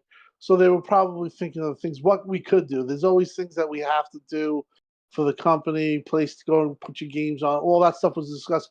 But then there was things discussed, like what can we do on the hardware front? And I think at that time, there might have been a glimmer of hope. Mm-hmm. But just as the quarters went on and the sentiment went on, you'd be crazy, in my opinion, to greenlight hardware for this. Unless, for Xbox. like gaming dedicated Xbox's hardware. name has went from being like Xbox One was the name Xbox right now is the worst ever been. Yeah. And I'm talking about from the start of Xbox. Of a brand. Like as a brand identity, it's it is tired and old, and it's been mocked too much, and it's been shown up. Now you're talking about like if they have this thing. Let's say that PlayStation, who, admittedly hasn't had a good show in a long fucking time. No, they've been And doing they haven't had they've something been they haven't keeping had up that moment. little key, yeah. Xbox, I'll give them that credit. They had a killer showcase. They had a good show. And Yeah. people They had to surprised. deliver on it. That was my problem. They show it, Right. but not deliver. Yeah, exactly. And then the Val gets late. Right. But now PlayStation is going to get their time. Yeah. And imagine that they come out with these games and the pros, what it's supposed to be, and people are seeing what they're seeing. They're not going to even be thinking about Xbox. It's like, I just remember watching, there was a joke. It was like a joke. You've probably seen this. Like these people robbed the store, and there's a pallet of PlayStation 5s. Oh, yeah, I and there's tweeted a that. pallet of Xbox Series X. And the pallet of PlayStation 5 went, like these people were stealing it, went in a millisecond. The Xbox wasn't even fucking touched. And just in that thing, even though it was like bad that they stole it, it just shows you that people want PlayStation. When all the jokes are said, the people are talking about PlayStation, Xbox is not like, they haven't been marketed. They're never shown up anywhere else. Like all the Travis Scott, all these people, they're all on PlayStation. The top streamers, Ka Sentai, and all these guys, PlayStation. Nobody reps Xbox. It's just a forgotten fucking brand at this point, and they did it to themselves. Yes, You that's the can't thing. have They did it to constant bad themselves. fucking news and all this shit, and then not have any kind of identity. Phil's hiding, everyone's hiding out. I'm sure they're reading this and they have their feelings on it. But you know what? They're afraid to say anything, and the sad thing is that because they know they're wrong deep down. Phil Well, has they to they know what they're Listen, gonna do. you said in front of everyone that you're not going to put Starfield on PlayStation, essentially, only if it goes to Game Pass where Game Pass exists. Mm-hmm. That's clear as blue. So if Starfield, which it will be, when that's announced, you basically lied, and you never ever acknowledged those words and those promises. To me, that was just like that's Well, right. he, like you said, he's a PR genius in the sense that he said not now. He's like, these games, these 4 games now are not Starfield or Indiana Jones. So he was specifically talking about what those 4 games were. He was never saying never. And I saw a lot of people going around going, oh, they'll never be there. And actually we have, I don't know if he's hold on, where is he? We have who was it here? Yeah, it's just the receipts of the receipts of people just kind of going, well, it's not that, and they want to kind of damage control in the sense of like, hey, let's not blow this up out of proportion. But the thing is like nobody's sitting there going Tim's like losing his mind. Yeah, That's all like nobody's. Are you okay, Tim? Are you okay? You're losing your Tim, mind. I know. Xbox will be fine. I know. I kind of went through that. You were on the you saw that. I did not like this. Never liked it for the brand, and people were saying the same thing. when you went, and I got upset too because you got upset with me. You didn't like what I was doing. You hated Phil Ness, and I told you. Well, I loved you, but I always just hated the fact that you fucking went there because you're a good guy. Like you're like me. Like when you lose people like you, and then I lose Zaire. Dude, they all went, and it wasn't. It's just like and then I'm fucking alone. And you're fighting like, the fight, trying. You stuck along, and then then you dude, just realize just, everyone has their moment. Yeah, because has their breaking when point or whatever. Yeah, because I was like, how much of I'm not continuing to investing in them when they're not investing it in themselves. If they don't care, I don't care. I knew it because you've always been very smart. And Tim, and I had the same thing as you. When I went and I started playing Uncharted 4 and I played Spider-Man, I looked at my Xbox and going, what the fuck? Like, what are you doing? Like, I'm playing these games and I know the thing, like, it's tough to understand, but if you're a fan, you're just like, sort of like, I was eating good with the 360. Like, I didn't need a PlayStation 3 and run out and go get one. But it wasn't until the 360 started going into connectimals and that stuff, and PlayStation started doing this stuff, that I went in there with kind of not an open mind, and they didn't have party chat and all that other stuff. But then when I got a PlayStation 4, when Phil came out and said the One X was going to be $500 and he did it again, I was like, I'm taking my money. I'm going to go buy a PlayStation 4 Pro rather than buying another Xbox and playing all the same games again. Like they were showing Master Chief Collection with the One X. Like play all your old games better. I'm like, dude, I played Master Chief. Like, and the controller on the PlayStation 5 too. And then this was the PS4 because I got it the year, and then also the VR. Like I went with the VR, PlayStation VR. Like I felt there was a lot of stuff going on PlayStation, and Xbox was just kind of like rehashing the same old shit. And I said, I'm gonna stop putting my money in. When I started playing those games on PlayStation, I was like, Xbox, I'm like, I can't, like, I don't want to keep giving more money to them. I started buying more and more games on PlayStation, games that I missed out on. And then I just built up a library, and then Xbox never gave the games that they used to give, and the quality dropped drastically. And I wasn't, and this Game Pass shit, I felt from day one was going to hurt the quality of their games. I'm arguing with you, and I know you're like, well, yeah, I remember, but like I just said, like the quality, like you go to a 5-star restaurant and pay top dollar. Or you go to buffet. There's times for both of them, but when you put all your first party, the things that you identify in a service, things are going to be compromised, and then spread your same studios thin. See, they didn't do, when they went their PC venture, they didn't do like a Nixus and say, hey, you're a porting studio, but we're not going to take away from what 343 is doing. Right. You guys are going to work after 343 is done making Xbox the best version. Then you guys are going to port it. No, they said 343. we need all you to now add a PC version to this. And they're like, shit. And then they spread them thin and nothing was ready at launch. And they mismanaged the whole thing. It's been management from day one, and they're still there. On so many levels. They're still there. Like, it's still there, and that's why we don't have confidence. But you know, I think like it's just so far gone for Xbox that they can't do hardware. And they're going to become identity-less. I mean, it's like you said, if that PlayStation 5 Pro comes out and then the games come out and then the games like Forza Horizon are playing on Xbox, like people, the casual is going to also start to realize, and they're going to say the same thing. Why do I buy an Xbox when everything comes to PlayStation? Yeah, and that's they'll have some people who like Game Pass, but it's not going to be 100 million.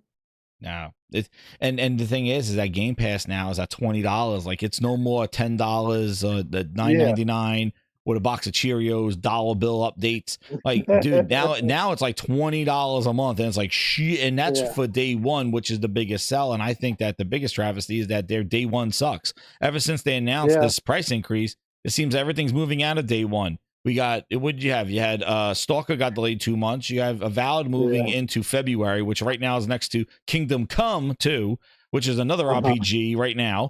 And then you got, what was the other game that just got pushed out?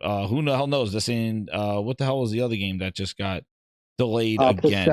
There was another game that got delayed. Oh, Replaced, got moved to 2025. That was another day one game. That was I wanted to play with. Dude, that game was announced years ago too. That and game still. Cool. And that game looked cool. It was like a horror. I think it was made by the people that made. I like games like that. Yeah, like Game Pass is okay. Next year, dude. It's a good process, but when people say, "Hey, now I'm a Game Pass fan," it's like you look foolish. Like, why would you? Okay, like, how the fuck are you gonna be a game? You're gonna have a Game Pass shirt? I don't know. Like it makes sense to be like into a console. It's a lot of money now. And the thing is if you it's haven't played, it's not going to hit their projections, though, Brian. No, the thing is, it's just way out of whack. Like 2 billion gamers.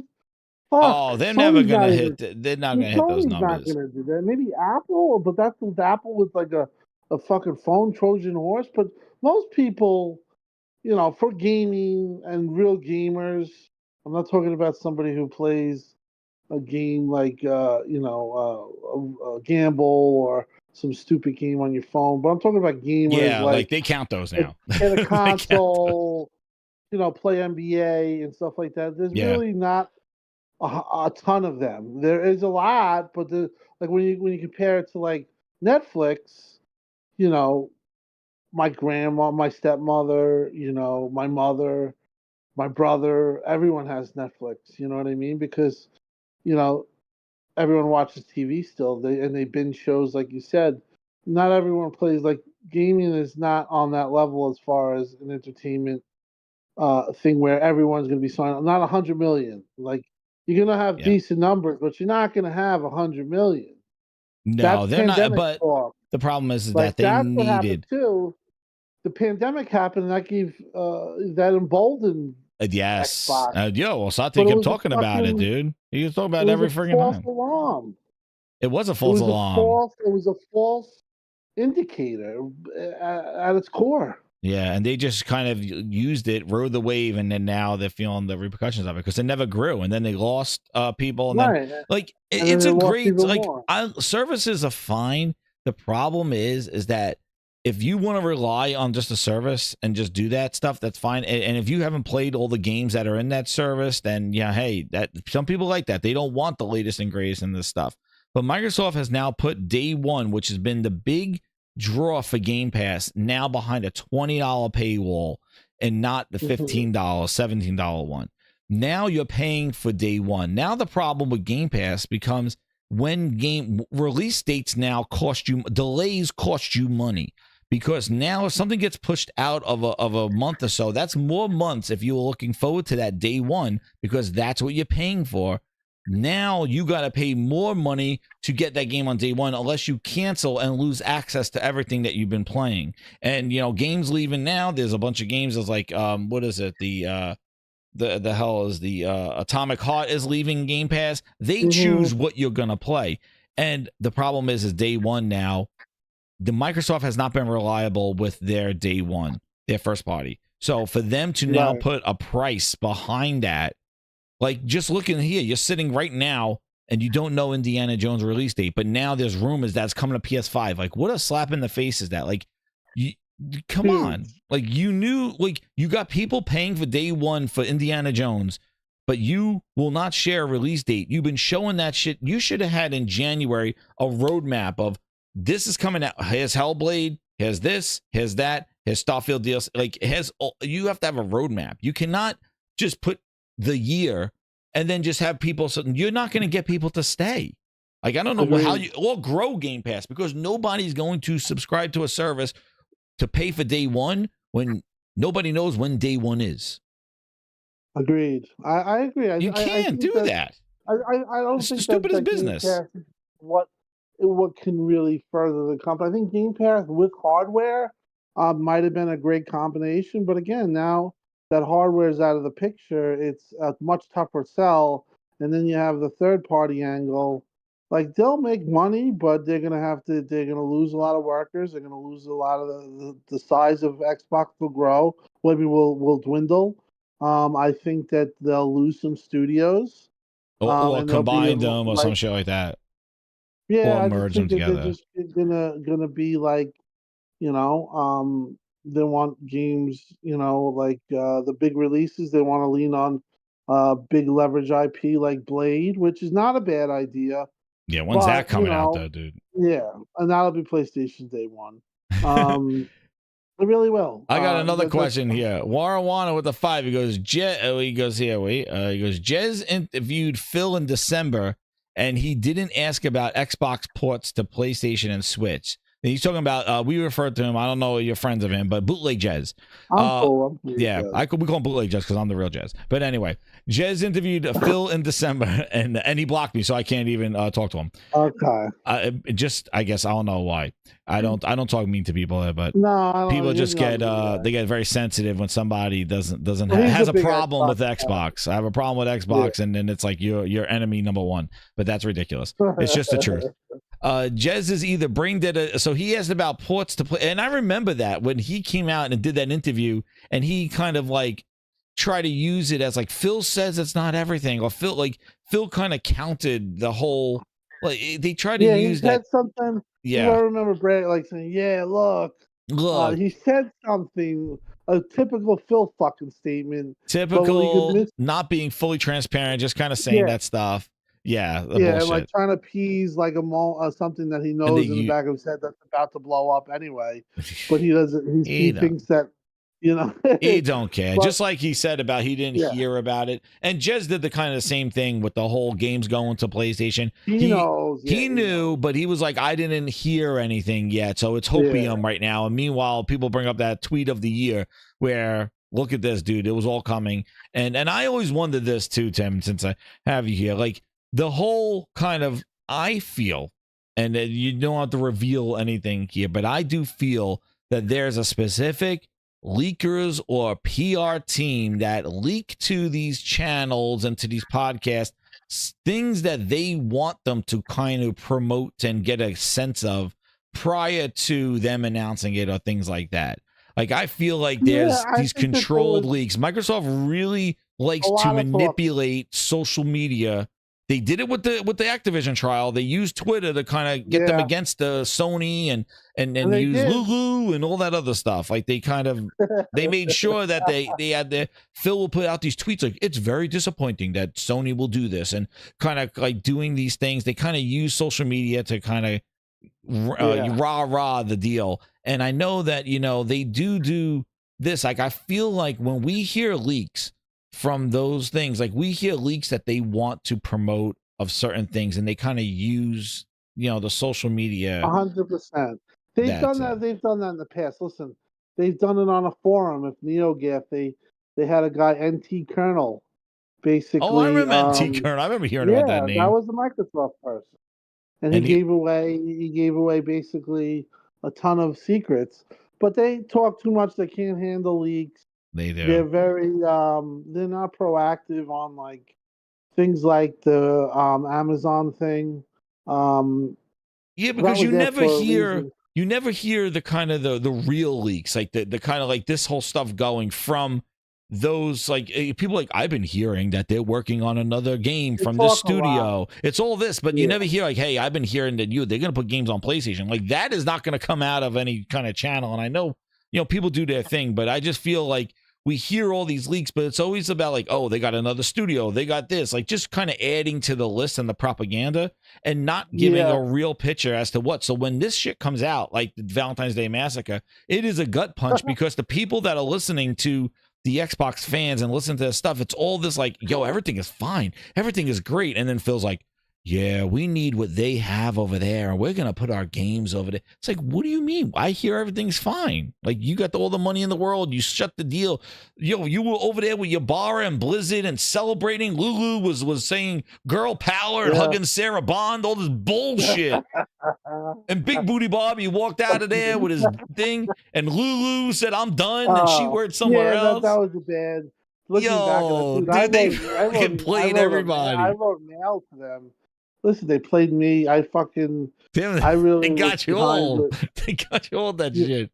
All those PR photos or green screen. But I'm willing to say that I've made mistakes, and I'm just the way I am. You were a passionate fan. It is what it is. And you were waiting for that day of redemption. And that 100%. Yeah, Kids said that 100%. That's you all are. Everybody is. To shove it in everyone's face. They want you want because, like, but I was always been in a good way. But yeah, it was like I wanted that day of redemption. I wanted that fun. You wanted that E3 moment. I've been on the other end of the spectrum the whole like Rock says, how many L's are you gonna take, dog? I know. Like, and you look like, I'm like, damn, like, man, and then I realized that when I did come out and say what I said, I was relieved. Like, I really think that I made the right choice. Like, it is. It's I'm like proud of myself today because I was driving home and I was like listening to a song. I was thinking it was like Space Hogs. I don't know. It was a good song. I forgot the name of the band, but whatever. I was just listening to it, and I just was thinking of all the stuff, and I'm like, you know what? It feels good because I know that I was on the right path there. I didn't overreact. I acted, I think, in kind because what they were doing was destructive. No, you were disappointed as a fan. It's like the thing is that one of the things was I know, and see, a lot of people don't know, like PlayStation fans wouldn't really know and stuff, but I remember that E3 when they came out and announced that $500 machine and Sony came out there and did the PS4 and was like, this is how you trade in games. I remember that fiasco. And that was a gut punch in that thing. Like the only thing that they really had was some games that I wanted to play, like Dead Rising and Rise and Titanfall. And I was like, oh, at least it got these things.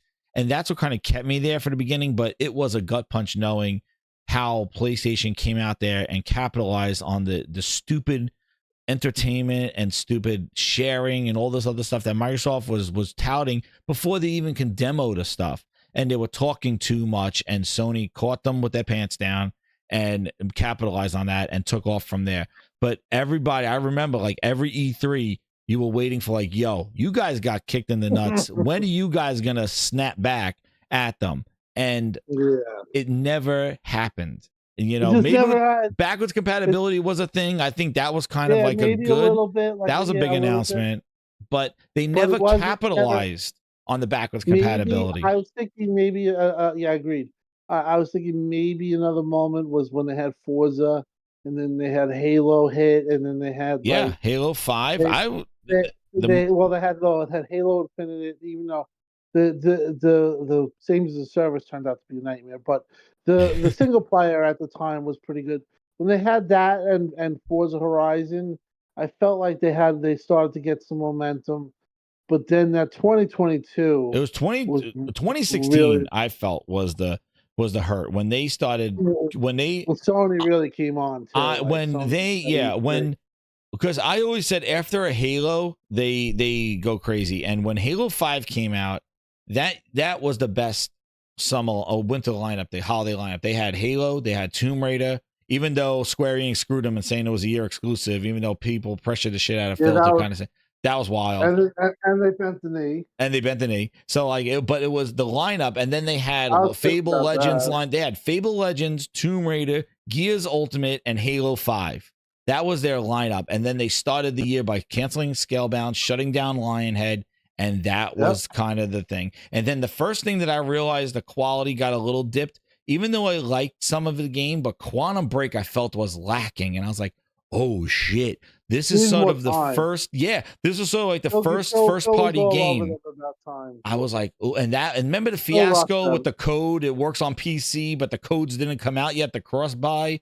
Shit, oh my god, they messed that up too, where you bought it once and you get the code, and then Crackdown. That's right, Phil's favorite game, Crackdown 3 with the cloud, and then they had the special moment in E3. Oh my god! Did you see the way the game turned out, Phil? Holy shit! It's his favorite franchise. Yeah, he destroyed it. I mean, listen, I gave them a lot of fucking wiggle room to fuck up. Yeah, it was like, okay, that's enough. That's enough. Now, I mean, the Crackdown fiasco, which I did have an argument with Phil and Mike at that time about you guys getting your act together. There's no games, this and that. But like Phil was like, oh, we did have like 32 games first on it. Holy shit, dude! All that bullshit. They're 30. That guy Steiny. He's a little fucking swarmy. Oh yeah, you mean the guy wearing the PlayStation stuff? Yeah, is that real? Jaydub. I've been trying to get Jaydub on here. I want him to prove he got that thing. I mean, I know for a fact though. I remember when he used to do that shit. He did that with Horizon. Horizon came on. He was like, he wanted to be a part of like we're all gamers and look, I'm stuck at PlayStations, and I love Horizon. We're all gamers, and I don't like console wars yet. When there is when the Xbox had its day where a couple of Xbox execs would take shots about mods. Those that when it was he's always in the middle of that, so he's okay to do that. But then then he could then wear a PlayStation shirt or whatever. I mean, listen, those type of guys, in my opinion, they turn my stomach. Like he was just, I don't know. I didn't understand that mentality. I was always the mentality of it's never, it's be the best and smack back, like be better than them, and I even have the quotes of Phil when that in the same Fortune interview was like, well, we don't have to have them be worse in order for us to succeed. And it's like, Phil, nobody's saying for them to be worse. You be better. And that's the spin that he says. He's like, when I have that interview where he's like, I think about bands. Like, I don't want another band to be bad, so I'm better. And it's like, nobody's asking for PlayStation to fail for you to be better. Yeah. We want you to be at the same level or better than them. It's not like we're wishing them to fail. It's like, yo, they got God of War. What do you got? They got make your Halo better than their Uncharted. That's what you do. Nobody's saying Uncharted needs to fail. I think that's a very good point that you say about Phil. Phil is always just trying, he's spinning. He makes a lot of excuses. He spins and he makes a lot of excuses. I never heard him say hey, God, we gotta do better. It's always. Oh no, he does say we gotta do better. We're always learning. He says, learning. How many friggin' years are you learning? But I'm just saying, I'm just saying, I don't think that he. I remember I used to always say, well, look at The Last of Us. Those are the games that sell system. And he goes, no, it isn't. FIFA, and the only people care about are FIFA and Madden and games like that. See, and what I would tell Phil is Phil, the problem is people buying Last of Us on PlayStation and playing FIFA and Madden on PlayStation. So FIFA. That's the problem, Phil. The Phil is that they're playing Last of Us on PlayStation, and then that's making them then say, "Oh, I'm going to buy FIFA here too while I'm here." The problem is just because you say FIFA, like I said before, it matters where you play. Just because FIFA is the top game, where are they playing FIFA? If you do have that mindset, then why the fuck would you do Game Pass? You're just saying that everyone plays only one. You know, why would you do Game Pass? Doesn't make any sense. So, like, that's when I say he's all over the place. He panders to the audience. That's why I don't like him. He's very good. He's a nice guy in a lot of aspects. I'm sure he is. But he panders to us. Like real answers and getting them to be real or consistent or talk about real things. He just isn't there. And, you know, he's very sensitive.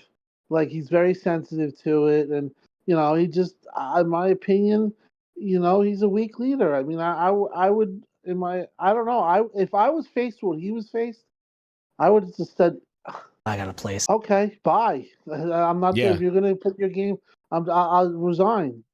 And I he teases about getting Twitter fired and fight all the time. Like, dude, you're pretty confident if you walking around talking. He said it about Redfall when he took it on the chin. But here's the interview, Phil. Like, here's the interview. I'm calling you Phil. Jesus, Tim. Here's the interview. Like, this is where he gets annoyed when this guy kind of like gives him old school stuff. So I'll let you watch it here. So, like, there's also just the public perception that's just been built up by years and years of marketing from the companies, years and years of the way that, like, as a kid, you go to this person's house, they got an Xbox, I got a PlayStation, you know, and there's these So the question I'd ask you is, do you think that actually helps grow gaming? And, you know, if I think about any other form of entertainment, think about bands.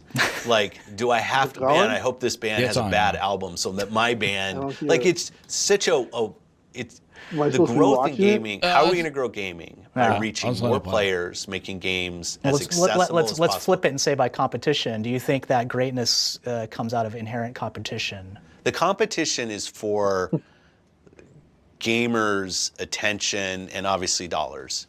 That is the real competition, is doing things that gamers love as a community.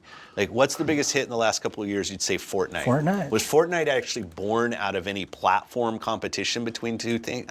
No. Like, yes, the fact that there are multiple consoles and we all want to make sure we have a great experience. Yeah, but I look at the iPad, I look at phones, I look at a ton of things to get innovative. Us sit in a Tesla and just look what's going on there and say, okay, how does this impact the stuff that we're trying to do? It is really, though, the customer is the person you're competing for.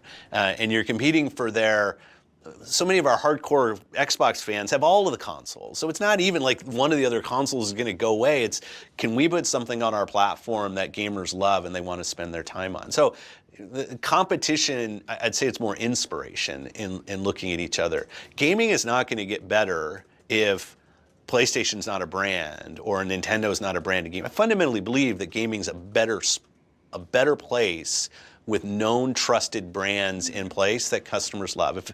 If known brands that people love go away, it's going to undermine their confidence. It was a few holidays ago. Yeah. Tim's watching it now on delay, but I just want to say, like, let him catch up on there. But yeah, what Josh was saying about like his thing about Fortnite. Fortnite was created by competition with PUBG. So him saying like, oh, well, the biggest games, like what you're saying, Tim, Fortnite, it was not built out of any inherent competition. It was. Not between, and actually, I would even say it was even built based off Xbox was pushing for PUBG, and Sony did not have an open, one of those kind of shooters. They didn't have. PUBG was an exclusive, and that was the big battle royale craze. And Sony used Fortnite. Fortnite updated it, and then people started playing Fortnite battle royale and PUBG. So it was built there. And the other thing is that him talking about gamers' time and where they play. See, he's like, oh, they own all the consoles. The problem is that your brand, like he says, dude, when he says the brands, known brands go away, I'm telling you, dude, that's just the fetus talk, man. Tim, that's what he does. Guess when that interview was, Tim? 5 years ago. Yeah, it's just dude's been talking out his ass. And listen, you know, he's a PR master, as Yeah. they say. But you know, I'm not gonna make positive out of things that are not positive, and I'm also not gonna make up excuses for things that don't need excuses to be made. They need to be looked at for what they are, and that means if you're not popular, you're not popular, and you have to realize that you know there's nothing that you can say. You need to change that in obviously making quality games and having things that bring people to the platform. But you really, it's hard to talk about it when you suck so much. I know, You and know what I that's mean? Tim. And that's all they've done. Yeah, we It's all got been talk. I mean, I hate to say, I'm looking back, very few moments where Xbox was actually in a good spot or it had a momentum. Many moments where they were underwhelming, and many moments where um, you just leave your head scratching, like what's going on here? It's like the Crackdown thing, the Halo thing, like those stuff Halo was a shouldn't happen. disaster. Remember he said if we lose our way with Halo, lose our way with Xbox. Well, there you go. They Yeah. lost their way with Halo, and now Xbox is. Everything fucking he says is to the fucking. It's like a fucking. He throws it in there and it happens. Yeah.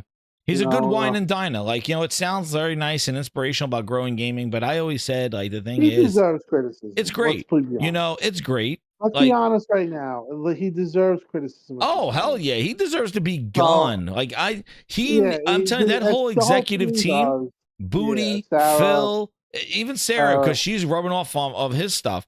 Like, they need to cleanse. And I think the problem is that Satya don't know shit about gaming, and he's using Phil to kind of like guide him because Satya has no goddamn clue, as I can. That's the actual truth.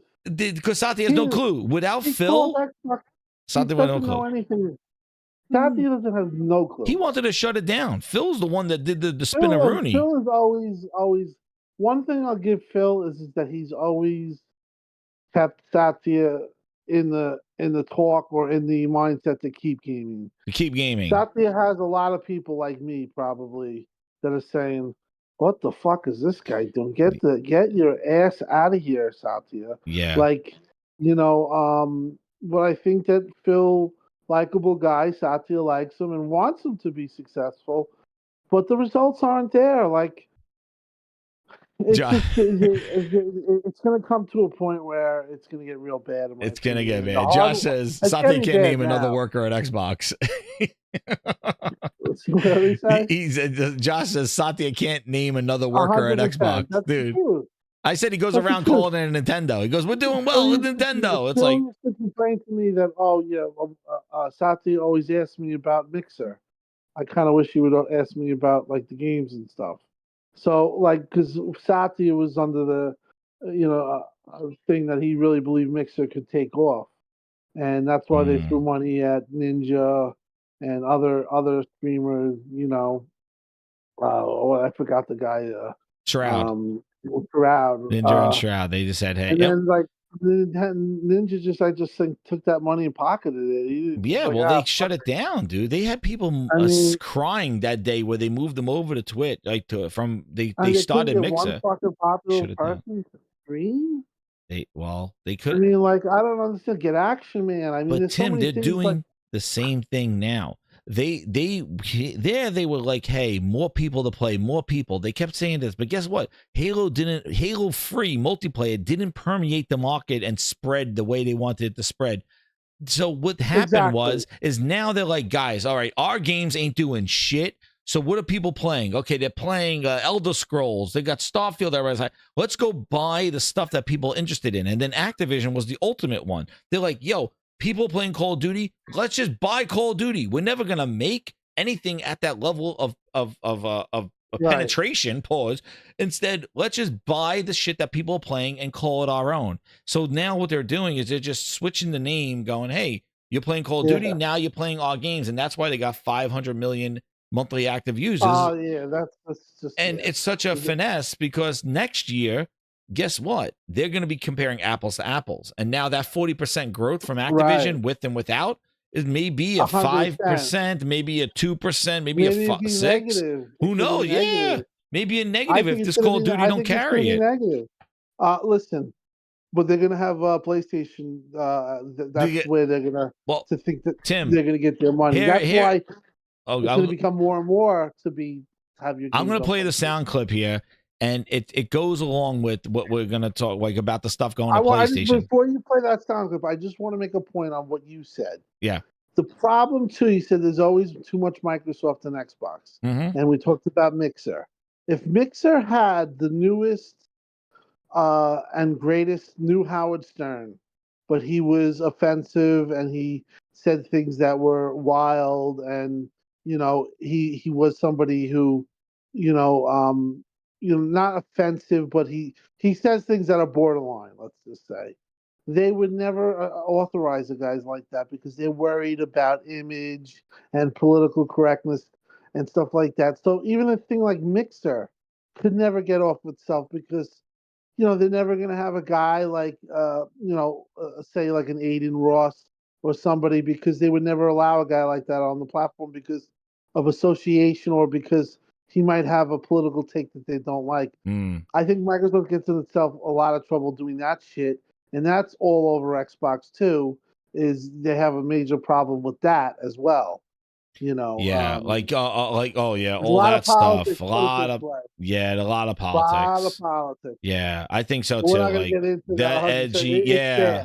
bad. They got a lot of kind of checks and balances. Hell, they even I remember when was it? It was when crap, what the hell was it where they had all that shit going on with the guy from HoloLens, grab assing in HoloLens, and he left and they got rid of him. And then, then they were trying to talk about the women in gaming podium. Phil was like out there talking about this stuff. Yeah. And meanwhile, there was all this HR shit going on at Microsoft with Me Too stuff going on there. And he was there's trying. also a DEI stuff going on. And then also You're my about number the one customer. stuff with Man, Activision. With the stuff with Activision, I Yeah. remember when they were having Bobby Kotick was going to get fired that year, and instead they bailed him out with the whole acquisition. The dude, like, there was all that frat boy mentality, all the shit going on at Blizzard, and that kind of got thrown under the rug because of this Activision deal. Microsoft squashed that shit and made sure, like, we'll fix them when we get them. And then, like, they said, put your pronouns in. I think they, I remember everybody's been everybody. I don't think that to be honest, I mean, that's a real political conversation. Yeah, but it's a political thing. in my opinion, I don't think anybody should be forced to do it. But I know, like, they're like a trendsetter. They've had like people all over the place. I know. Well, they're big corporate. They're like the top companies. They got to kind of lead. My point is that, like, you can't with Xbox, like, Sony, they're just about fucking, results, making things good, having it fun. I know. Microsoft talks too much, dude. That's the thing. They talk too much. They talk about too much. They worry too much.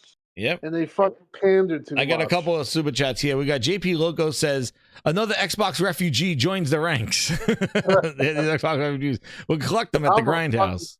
I'm a whale. Yeah, we're collecting them all, dude. Let's see. One says, I got that one. Cosmic Hero with the 5 says, Jez and Tim, do you think the rumored Halo CE remake is real and will coincide with Xbox day and date? The Halo CE remake. We can't put anything past them. Right now, apparently, these leaks have gone crazy. And we're going to get into the leaks. And Bal Dante with the 10, he goes, great show, but it's Wukong time. Grinders, stay here. Don't go to Wukong just yet. We got Wukong to play. But then, so like one of the things that changed this year and that into the games rumored to go to the PS5, it started with Forza Horizon 5. Now they got here over the weekend. We got now Indiana Jones, Flight Sim 2024, and Starfield. This is the crazy stuff. Like, it started for like just Horizon, and then we were talking about that. So now it's like Jez was like, no, it's not that. It's not that. It's more. It's worse. It's these other games. My thing is like, listen, whatever. And I know Shinobi, I think, deleted his tweet about like a big game coming next week. I don't know. Like, he deleted it. Yeah, well, from over there. He's doing that on purpose. He does that so he can get recognized, and he cherishes it. And then he takes it away. Just he does that. Okay, he does that. I think he does. I mean, I don't dislike the guy. I had an argument with him once, but like, he's definitely somebody who gets leaks, and he's definitely somebody who likes to have his name out there associated with the leaks. He knows. So let's just be honest. Just fucking and he throw leaked it the other out stuff. there. And then Nate the Drake is talking to. He's another one that gets that he shit. comes too. out.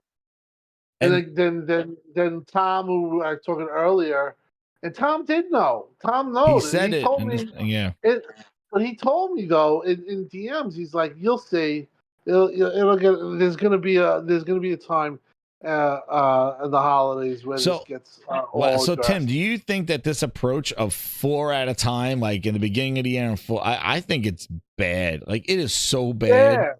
Like just say it's all like they're gonna become dependent on it. It's like crack. Like now they went with opiates with the first round. Now they're going full heroin. You know what I mean? Now they're not stopping. We got Paris like going like, oh, if it's Forza and Halo, then you got a problem, dude. Like Paris, he took a bad stand there. Yeah, I know. Like it's just you can't. And then he says, well, if you stop putting those games, then why even have an Xbox? Like it's your identity.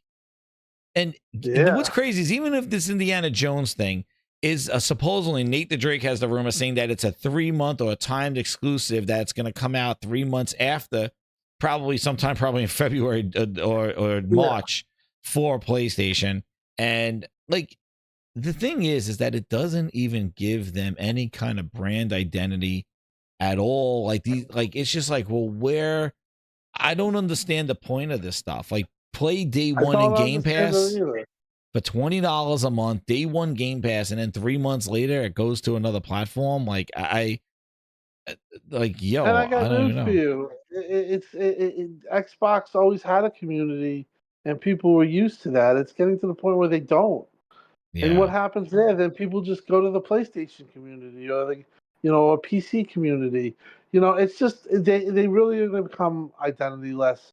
I think they're at that point right now. They're really teetering. The numbers are not good at all.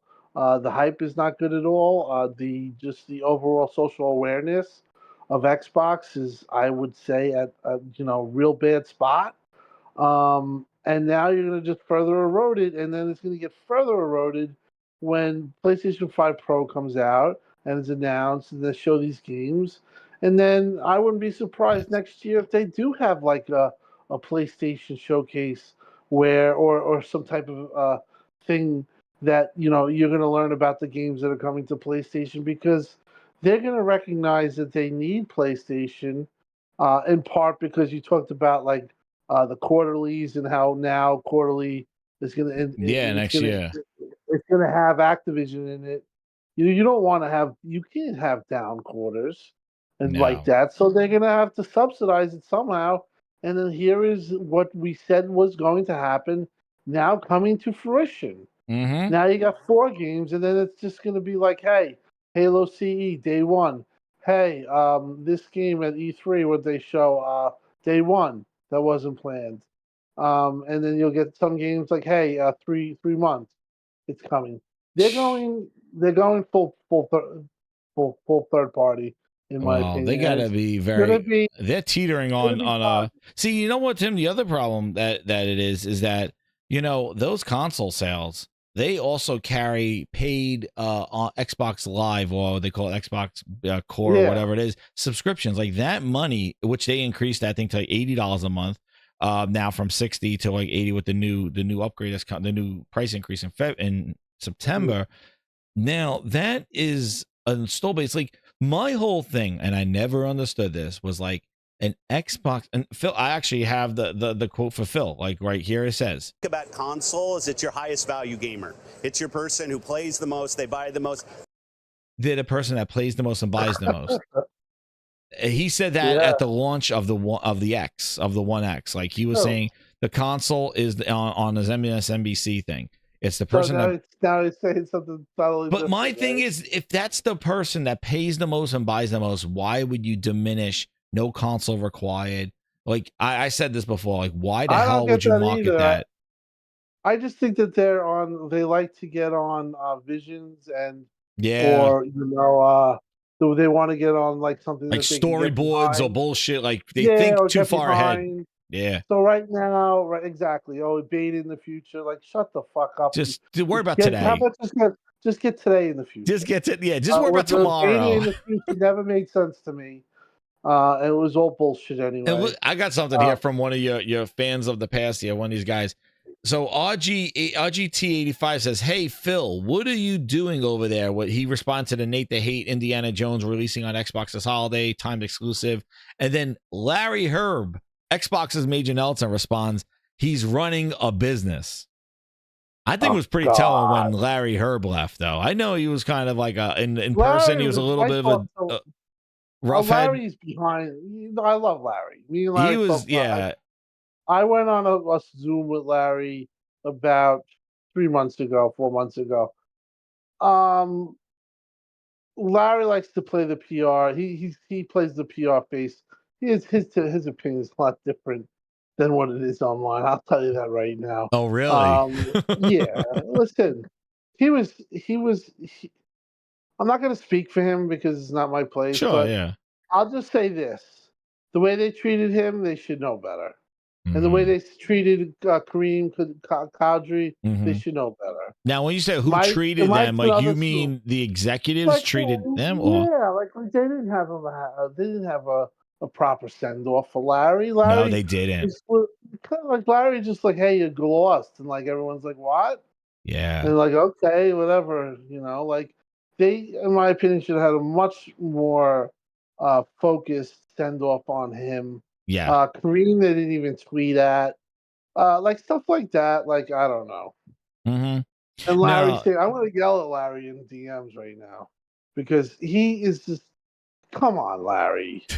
How could you fucking be into this? He said he's running a business. And what's funny, while he's this gamer and mutus, and now he has his emojis, it's a mouse, a controller, a keyboard, a mobile, one of these like this unified future type thing. And it's like, I understand like gaming it evolves all those platforms, but there are specific needs and games that work on those platforms. We cannot lump it all to say it's the same person. And I've always had this problem. And actually this quote goes on. I'm going to just play it again. Console is it's your highest value gamer. It's your person who plays the most, they buy the most. But the thing that's also important is that customer is actually your most valuable customer across every device. No, it's not. That's always my problem. Like, Phil, the console gamer is not your prime gamer on phone. It's not your prime gamer on PC. You got to address the needs of the console gamer, just like you need the PC gamer. And they learned their lesson after this thing because they saw that cloud gaming, nobody wanted to play Gears over the cloud on their phone because the phone gamer wanted to play something else. Who fucking heads up their asses? Dude, I don't understand it. TimDogg on console is not your number one gamer on mobile. David Preen was the only guy that told me, and he was one of the guys, and I guess he wasn't drinking the Kool-Aid, but he was so fucking right. In like 2020, he says, listen, Tim, I don't think that playing games on a screen like that worked. That's just my fundamental take. Told me that at E3 2020 or 2019 when xCloud was being talked about. Shout out to David. It was exactly right. Yeah. So there are some people in Microsoft that did know things and were right, but it's that's why you have a collective leader and you have somebody who listens to all that. Yeah, listens to all that. But again, I think the cloud sell was more of a survival sell because Satya doesn't know gaming, like we said, totally clueless, and that's a fact. As brilliant man as he is, I guess he can't stretch himself too thin with what you know about. Yeah. But he has no passion, no interest. And at the core of that, that's a really bad thing. And then he has Phil who has to tell it to him, and it's just been this ongoing relationship. It's been this ongoing relationship where he's like just trying to keep Xbox afloat. But the reality is like, for what now? Yeah. Now you spent a lot of money. Now you got to get it to a point where the business is, I guess, one streamlined where you can make money. You can't have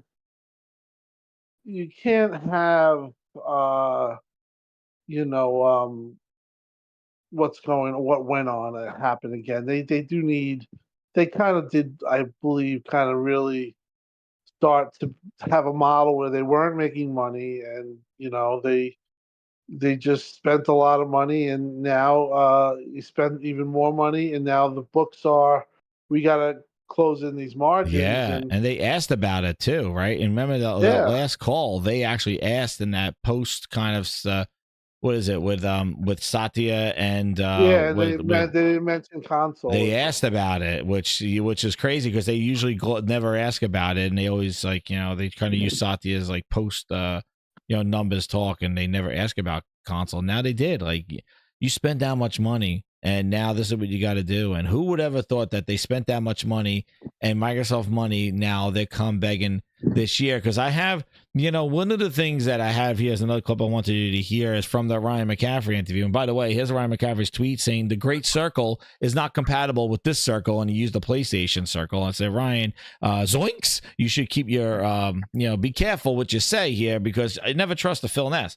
But interview-wise, their tone has changed. And when Ryan kind of sends this to Phil, he kind of doubles down on Phil, like, hey, you don't need to buy Activision. You could get it in Game Pass. And Phil corrects him. And it kind of shows the mentality of what they're in this year, of trying to get their money back. And I'll just play it again. I'm sure you heard it. Black Ops 6 day one Game Pass. Black Ops 6, sweet, right? Like, some people said I wouldn't do that. Yeah, most people in this room have probably been used to spending 60, 70 bucks on it every year. Now, if they're already subscribing to Game Pass, good to go. But it's a choice. Like, we didn't say to anybody, you have to subscribe to play. If you want to buy Black Ops, it's great. It's great for us. It's great for the developer. If you want to subscribe, it's also great. Like, I want to give you the choice on how you play your games and who you play with, and not try to do slimy platform things to force you to do what I want you to do. And that was right before he increased the price to Game Pass. But Tim, you hear the tone change. Like, he wants you to buy the games. Like, he changed the game. Like, it wasn't just go get Game Pass for $1. They changed to, like, we want you to buy. That's great for us. It's great for the developer. So, like, he never spoke like that prior. It was always like Game Pass day one Game Pass, but it's also available if you wanted to buy it, but day one Game Pass. And now it's like, he could have said, Ryan, that's exactly, they could get it in Game Pass. Wonderful. You don't need to spend $60, $70, but Phil didn't say that. He corrected Ryan, and it's like, now buy it. So that right there told you, like, they are trying to get their money back. They need these games to sell. And that's going to be a big testament. I'm surprised that they gambling with Call of Duty this year. I thought they were going to leave it out for 1 year at least and not do that Game Pass. But what do you think? Are you gonna, like, what do you think about that Call of Duty and Game Pass? I don't know. It's so stupid. They can't even market it, apparently. What the fuck is that? That was, what kind of rumor was that? I don't know. They're just so stupid, man. Dude, that rumor got squashed real quick when all this 4 games coming to PlayStation type thing. Yeah. Listen. Yeah, True Virgil here, a resident Xbox fan. Here he is. Redfall's his favorite game, so I'll tell you about his taste in games. True Virgil with the $4.99. He goes, we need to get back to the days where turncoats get chastised and put down for their betrayal. You were trusted, Tim. Okay. Well, I was trusted, and it turned out to be right. Too, yeah, so. True Virgil. That's right, True Virgil. True Virgil, you keep True, you told me that there was only 4 games, buddy. What happened? True Virgil, you said it was only 4 games?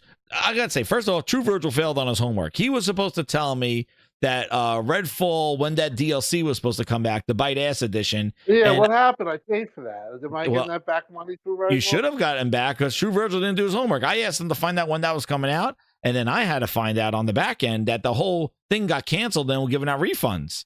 True Virgil didn't do his homework. I don't think I even got my refund. Oh, shit. Great job. True Virgil, go back to Redfall. That game sucks, and it's not because of the vampires. There we go. There's your comedy hour right there. But I'm gonna bow out right now. Tim, I appreciate it. Thank you so much for coming on.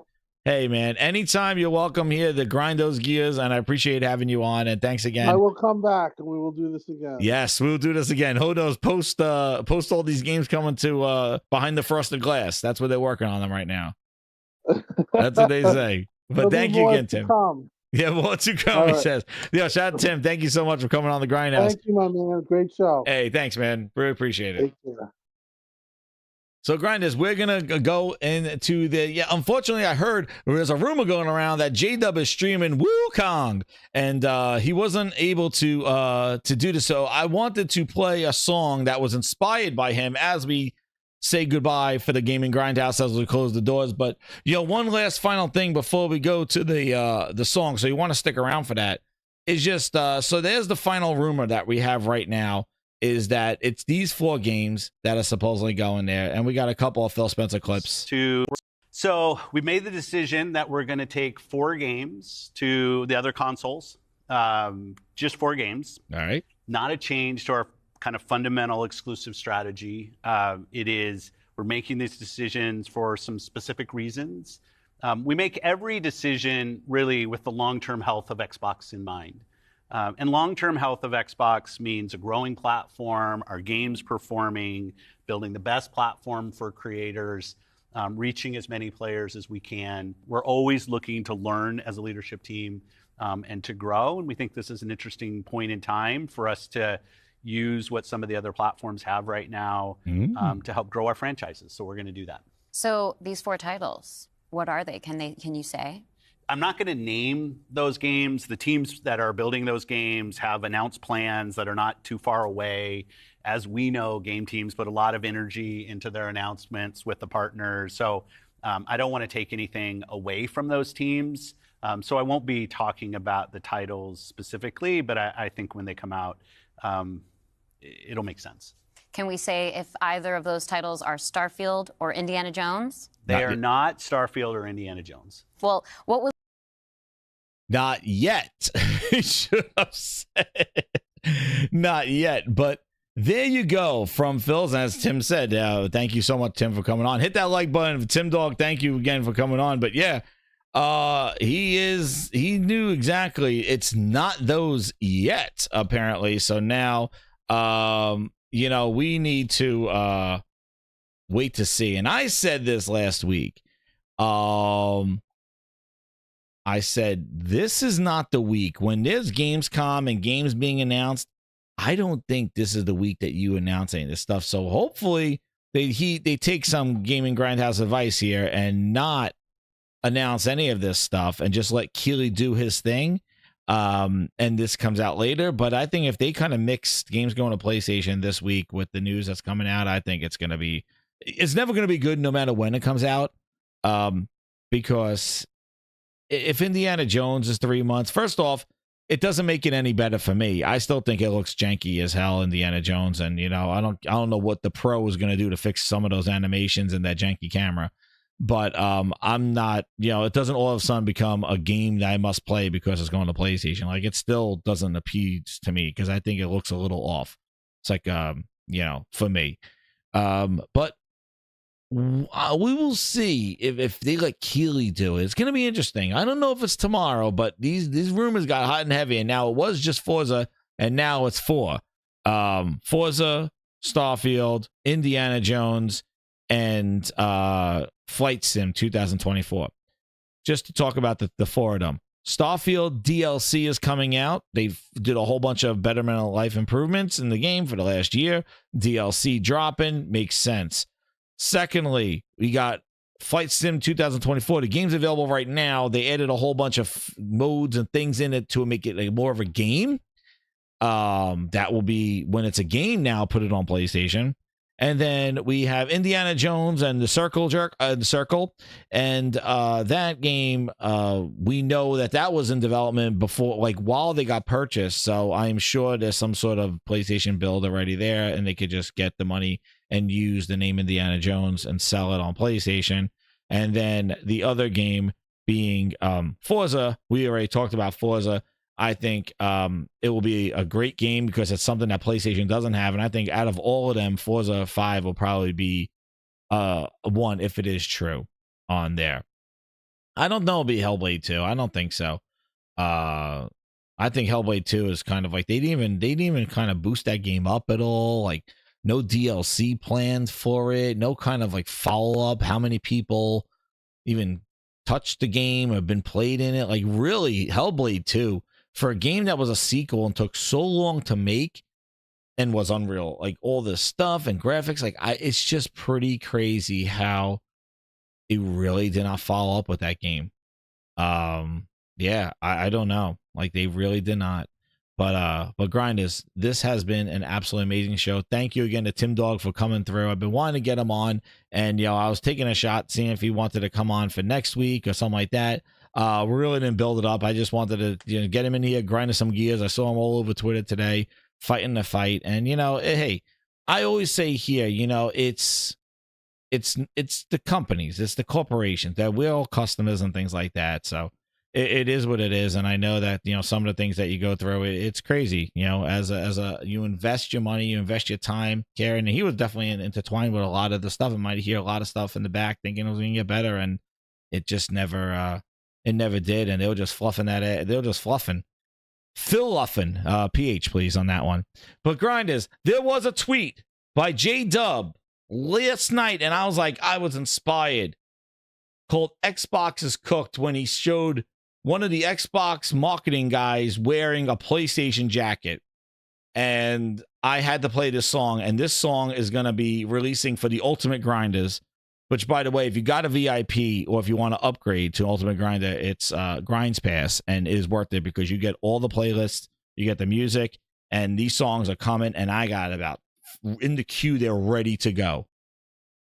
And this is the kind of stuff you're going to get. Always going to give a special preview for all the 300 people that stayed, and hit that like button and share it out. But this is inspired by a Jaydub tweet. Xbox is cooked. This is a banger. And without further ado, let's go. Let the credits roll. On the way to 3,000 grinders. Let's go.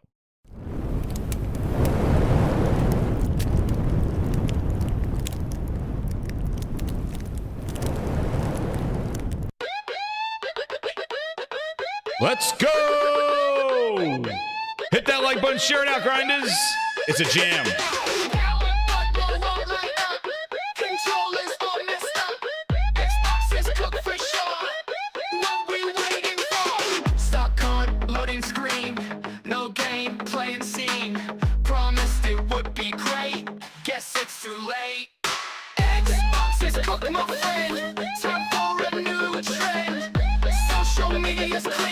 Switch to PlayStation gear. Gaming Grindhouse music! Status online no more. Console crash to the floor. Join the other side. PlayStation's where we ride. Xbox is cooked, my friend. Time for a new trend. Social media's clear. Switch to PlayStation. Bring that beat. gear.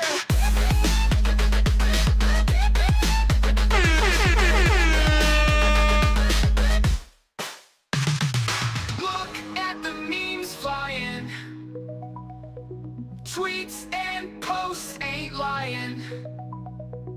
Gamer hearts are crying, but New Horizons trying. Bring it back. Let's go.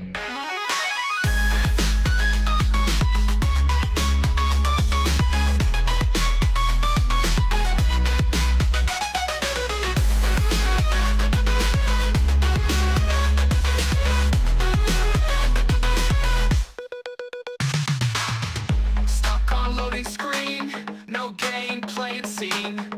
Promised it would be great, guess it's too late. Xbox is cooked, my friend. Time for a new trend. Social media's clear. Switch to PlayStation gear. Status online no more.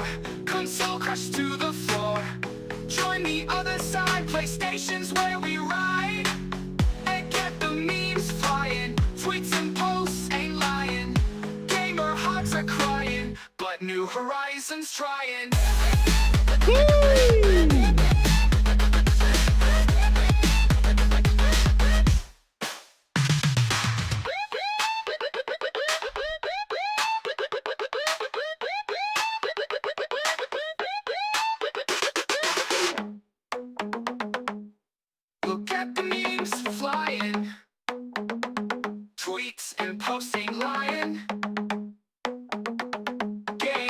hearts are crying, but new horizons trying. It was a disaster run. It was a train wreck. It was a disaster run. It was a train wreck. It was a disaster run. It was a train wreck. It was a disaster run. It was a train wreck. It was a disaster run. Thank you again, Grinders.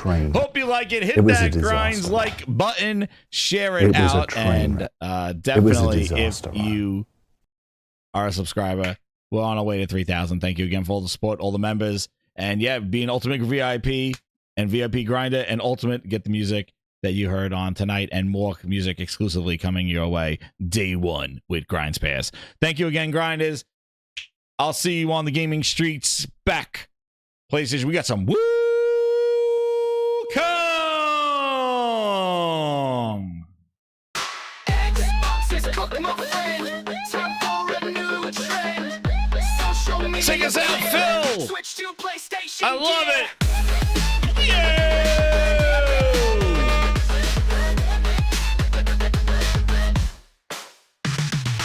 Status online, no more. Take us out, Phil Dominus. Join the other side. PlayStation's where we ride.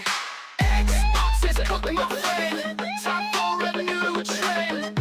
Social media's clear. Switch to PlayStation gear. Good night, Grinders.